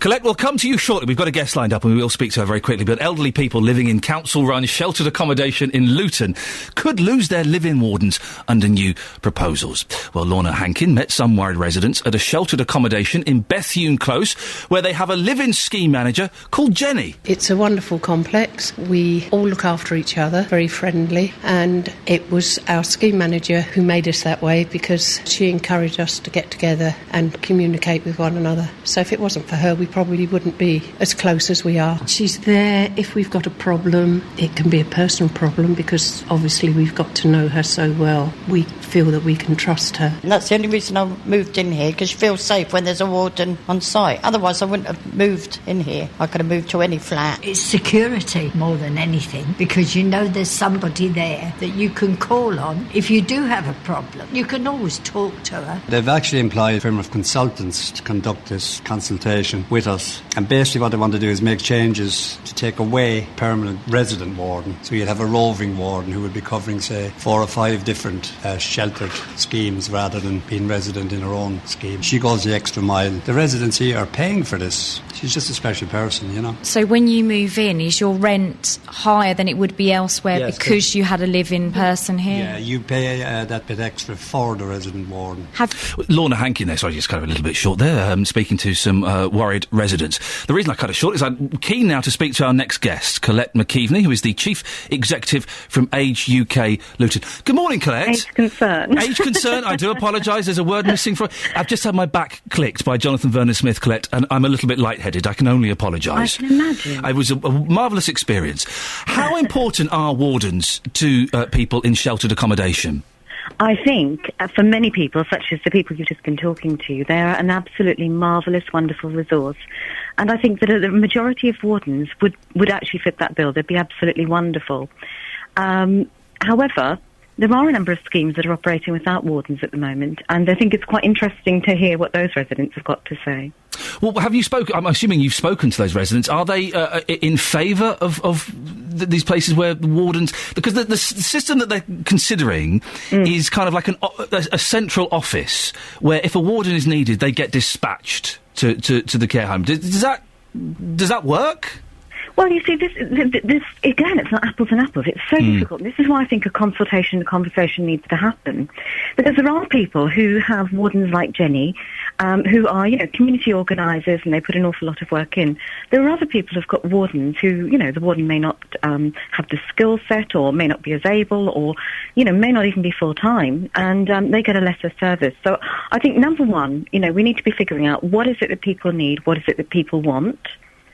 And number two, how do we actually give that to the maximum number of people?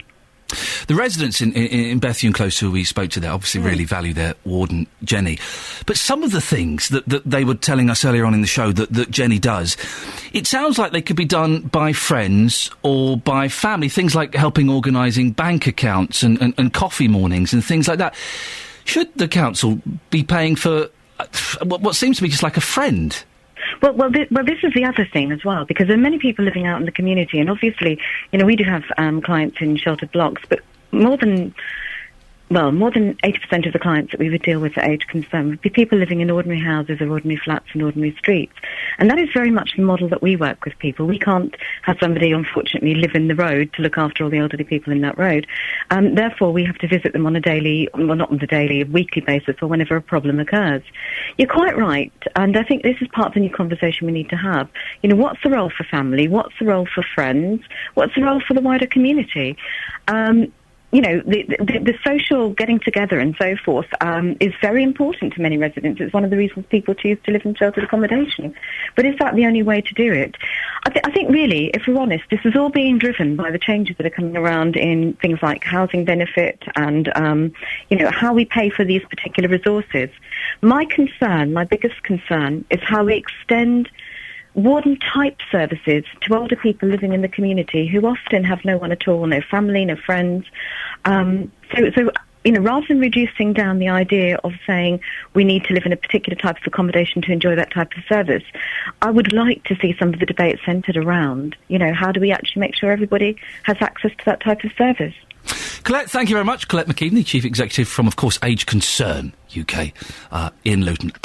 On FM, AM and online. BBC Three Counties Radio.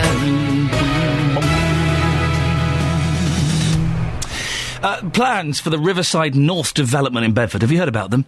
Well, the Star Rowing Club is unhappy about them because they say the club can't expand. Rowers have surrounded our radio car. And our Coxless correspondent, Justin Dealey, is with them. He'll be on the show in the next few minutes. And the top 10 reasons why people argue in bed have been revealed. Among them, is having a TV in your bedroom. I'm not surprised. It's the sign of a failing relationship, isn't it? Well, later on we'll have a relationship expert on the show to tell me whether I'm right or indeed wrong. I suspect I'm right.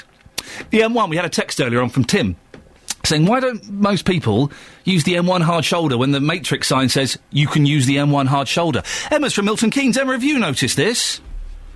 Well, I've noticed that people don't use a hard shoulder, and I travel down to Milton Keynes, southbound on the motorway a few times a week, and I don't use it partly because the traffic flows reasonably well anyway most days, but also just traditionally you've kind of, you don't use the hard shoulder, so I've seen the signs but don't use it, but today I thought I would. And there was a couple of things that occurred to me. One of them was, you get a really good run, but what happens if somebody's actually broken down, and I can't get back in, to the inside lane quickly. But there are what they seem to call refuge areas, but they seem to be only every couple of miles where you could sort of pop into. But I'd still be a bit worried if I'm sort of going down there at 60, 70 miles an hour and there's somebody broken down. But that could happen on any lane on the motorway, couldn't it? Someone's broken down. I know, but people tend to, if they break down, they would tend to sort of go into the hard shoulder, or I would anyway. That's what I understand it to be for, rather than a sort of traffic lane.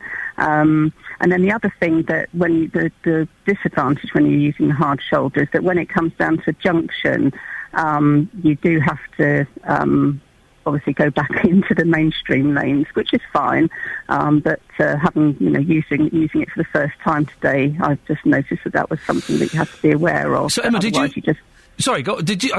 use the hard shoulder because you listened to us? I did, actually, yes. Yes, we've achieved. If I achieve nothing else in my life, Emma, I've achieved that. And do you think you're going to use the hard shoulder again? Did the pros outweigh the cons? I definitely will, yes. Excellent stuff. Yes, but I do feel a bit guilty. Don't feel guilty. You're allowed to. I know it's legitimate, but I still felt a little bit guilty. I know what you mean. I like being a bit of a rebel anyway. Good for you, Emma. Thank you very much. There you go. See, if I die tomorrow, then I can say, well, at least we got Emma from Milton Keynes driving on the M1 hard shoulder. Richard from Dunstable says it's good that people don't use the hard shoulder. It leaves it clear for me, but it does force you to undertake. And Mandy in Luton says, I'm with Tim on the M1 hard shoulder running. What a waste of time and money that was. There's enough cameras now. Why can't they find these inconsiderate morons? Right, we've been talking about this rowing. We may have made some progress earlier on when we've got the head of the rowing club and the head of the development to say, well, OK, we'll go out for a coffee. Let's see if we can thrash this out. The reason we're talking about this is because the Star Rowing Club in Bedford, which has seen huge success since the Olympics, has told BBC Three Counties that it will be unable to progress or expand if plans to build a hotel next to their boathouse are agreed. The proposed hotel is part of the Riverside North development and will see Bedford Town Hall knocked down and a 9-storey hotel erected in its place. But the club say the plan would mean their members wouldn't have anywhere to park their cars, and the club itself will be prevented from expanding and becoming more successful. Well, as well as being as a hotel, a cinema, restaurants and cafes are also included in plans for the Riverside North development, which would cost up to £50 million. Well, Justin is live at the site for us now with some campaigners. Justin, what's happening there? Well, Ian, you mentioned earlier on the radio car's been surrounded by angry people. That is certainly the case. I'm live on Queen's Walk in Bedford, by the river. Absolutely beautiful, it's got to be said. Now, this development you're talking about will be happening around 10 yards away from the club's front doors. A lot of people here saying the development will be ugly and certainly not in keeping with Bedford. John Lloyd is one of the protesters, angry about these plans. John, you're saying the whole development would be ugly. Can you tell us why that's the case? This is a conservation area, and the council has conservation rules, basically, which says that everything that is built near here should be in keeping and preserve the character and appearance of the old town. The designs that Copeland have come up with look like they've jumped out of Milton Keynes and landed in the wrong place. They do not suit this area at all. But in saying that, regeneration in the year 2013, shouldn't you be grateful? We're talking about 500,000 people coming into Bedford, new people coming in. Surely that's a great thing for the town. We want redevelopment. I've no objection to that at all. I want it to be in keeping with the policies, the conservation policies that the council has. So how can a hotel, as we stand here along the river, which is stunning, anybody who's been here will certainly agree with that, a hotel by the river, how is that not in keeping? It's the architecture. The architecture around here is historic. It comes from the Magistrates' Court. It is red brick, pitched roofs, gable ends, and it adds to the character of the town. This area already has a well-known character, and the policy is you have to build in keeping with that character. You turned up this morning with maps, with the plans, clearly not happy about this. Are you disgusted with these plans? I think so, yes. The council have not gone about this in the right way. There should have been a design competition for this site, and I think even the council are a bit upset, certainly a lot of councillors, about the fact there hasn't been sufficient consultation. The original consultation date in the newspaper was 17 days. It's been extended to 27 days. Which is today, so the original consultation finishes today. The council have extended by 2 weeks, but we've really asked for an 8-week consultation period, and that is supported by 421 signatures, and the council seem to have ignored that. OK, so much I want to ask you guys here this morning. Would you say, just lastly with yourself, John, that Copeland Estates, the developers, and Bedford Borough Council, they have let you and the people of Bedford down? Absolutely agreed. They've just built the wrong type, or they've come forward with the wrong type of design completely. OK, and a word here as well with Simon Clark. Simon, you're live across Beds, Herts and Bucks. You're the president of the Star Rowing Club here. How many members have you got here? We've got at least 200 members, and the other club that's alongside us, the Viking Kayak Club, has probably 200 to 300 as well, so there's a total of 500. We've been here 53 years. We deal with 8 state schools. It's not the upper class schools that everybody keeps talking about. And we can't expand. We have a waiting list, we have boats, we have to store elsewhere because we can't expand on the Greenland here. With this new development, it's going to create a lot of issues for us. We can't expand on the property. We can't hold events here because the trailer parks are all going to disappear. It's going to make a big difference, and we are one of the top clubs in the country without any doubt at all. Isn't this, though, just about you losing your car parking spaces and your convenience? Is that the issue for you, really? No, it's not just the issue. We can't see, with next door to us having a 9-storey block of concrete. It doesn't do this area at all any good at all. It's not an attraction to come down here. So we just need to expand our business, and we can't do that when you've got something next door to us. We can't build on the area which they're taken up. OK, a couple of final questions for you. How sad does it make you feel knowing that off the back of the Olympic success you've been inundated with calls and you won't be able to expand? How sad does that make you feel? Extremely sad. I mean, the rowing starts the grassroots, and the grassroots are places like Star Club. We start off with kids of 14 years old and go up to kids of to gentlemen in the 70s, and we right across the whole age spectrum, and we can't take on extra people who want to come and enjoy a sport which is a fabulous sport in this country. Yeah.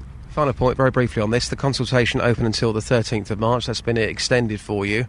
Your message to our listeners this morning would be to basically go on there and have your view, because you want people to save your club, effectively, don't you? That's what you're saying this morning. Absolutely. Put your objections in, like we all have at the club here. And towards a better Bedford is to do away with that monstrosity that's going to be next door. OK, can't doubt your honest views this morning, guys. Thank you very much indeed for your time. John Lloyd there talking first of all, and Simon Clark, the president of the Star Rowing Club here in Bedford. So these people have clear views about this, Ian, not happy at all, and they want something done about it. Justin, thank you very much indeed. We asked the council to comment this morning, but they told us they can't comment during a live planning application. The date for your response about the development has been extended until the 14th of March. If you want to get your voice heard, you can email planning@bedford.gov.uk. Andrea, do you live in Bedford? I used to. What do you think about this plan to build a gorgeous hotel right by the riverside? Wouldn't that be fantastic? Well, it probably would, but I don't think that they need another hotel. There's already 2 hotels on the riverside, just quite literally, 500 yards away from where they're planning on building another one. But the thing as well is it's a whole complex. There's going to be a cinema, there's going to be restaurants.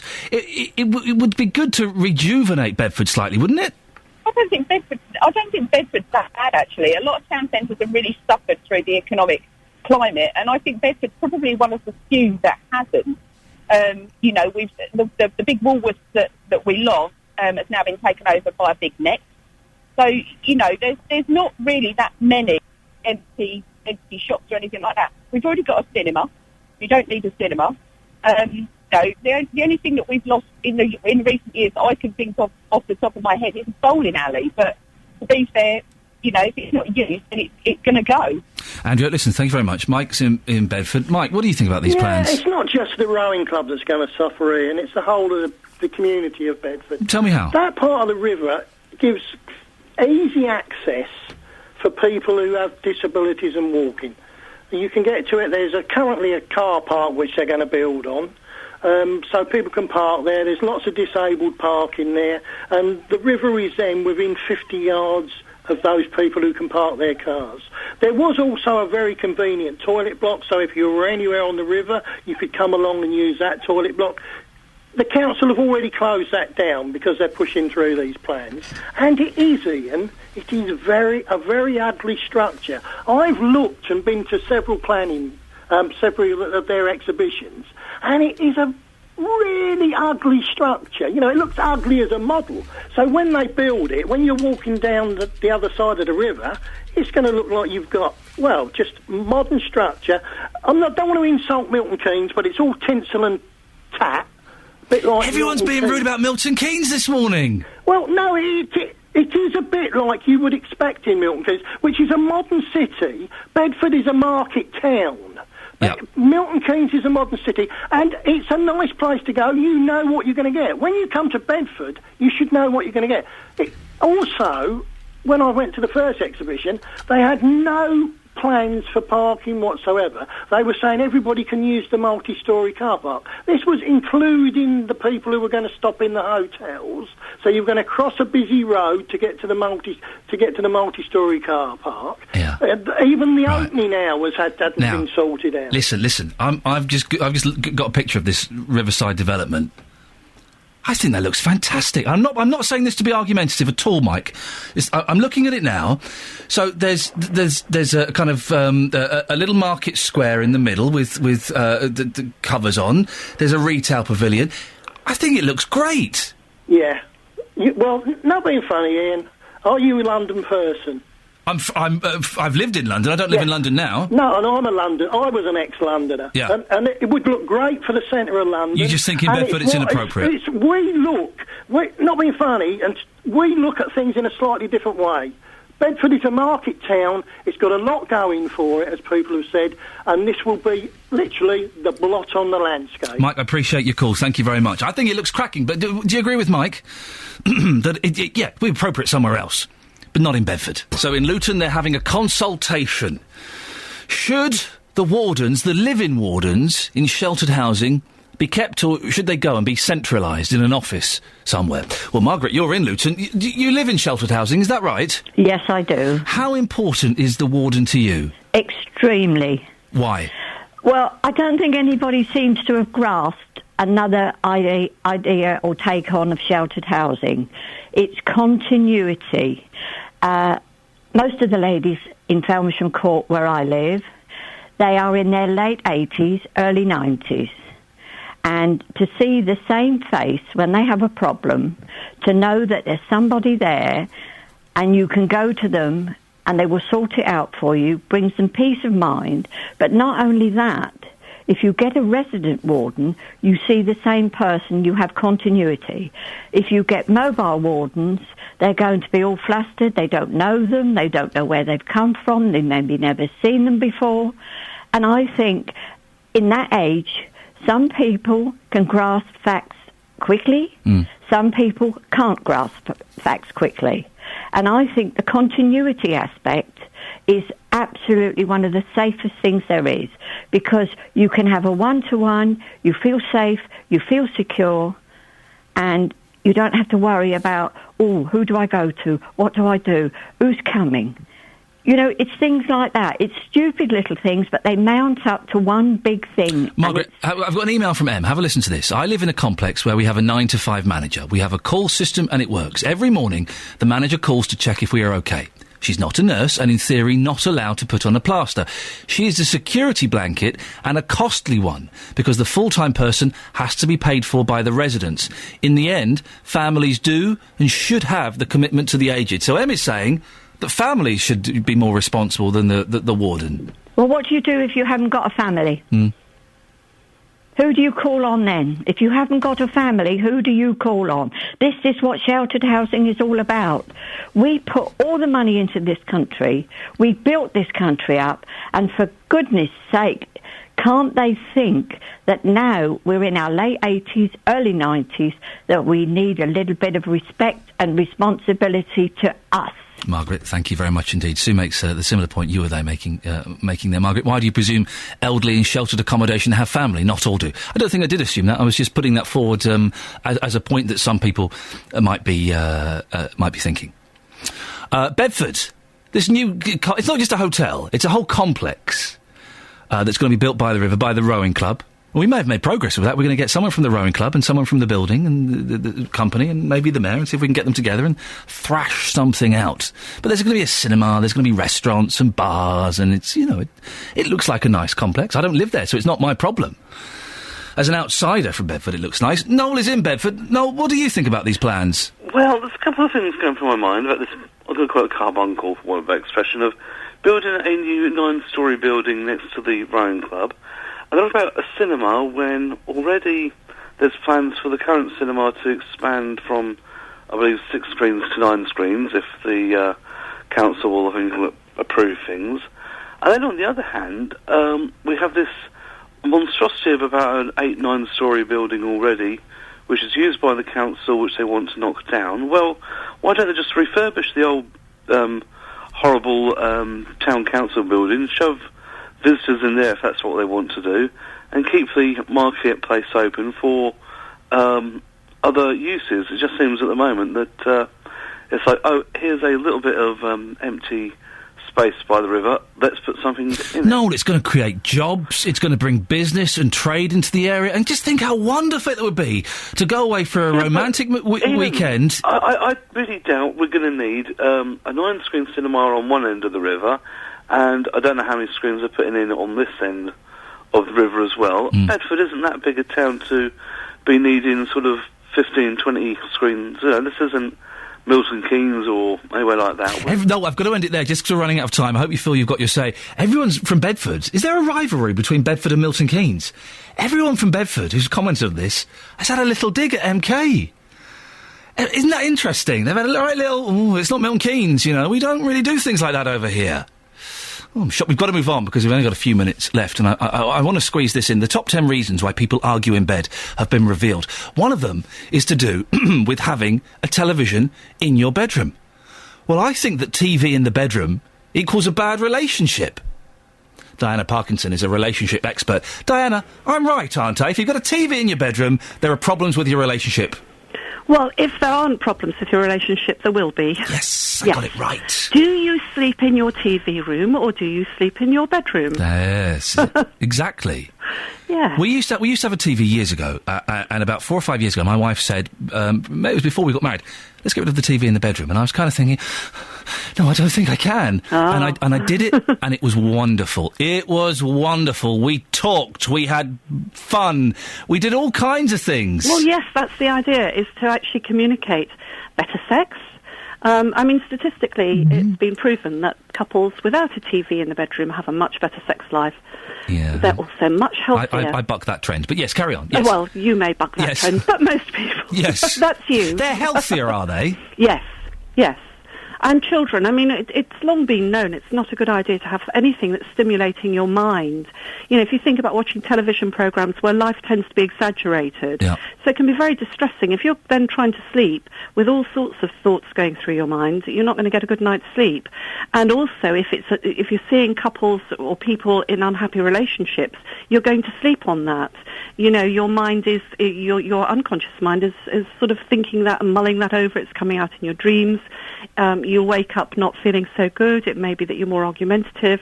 Yeah, you know, it's a good way to have rows. What should we have? OK, so you've proved that I'm right and Justin Dealey, who's our reporter here, and I use that term very loosely, is completely wrong, because he is insistent on having a TV in his room. He says it's good. He says sometimes he wants to relax, sometimes he wants to do other things. Is he a single man? No, he's not. He's got a very beautiful girlfriend. I would say he's batting out of his league. Yes, I know.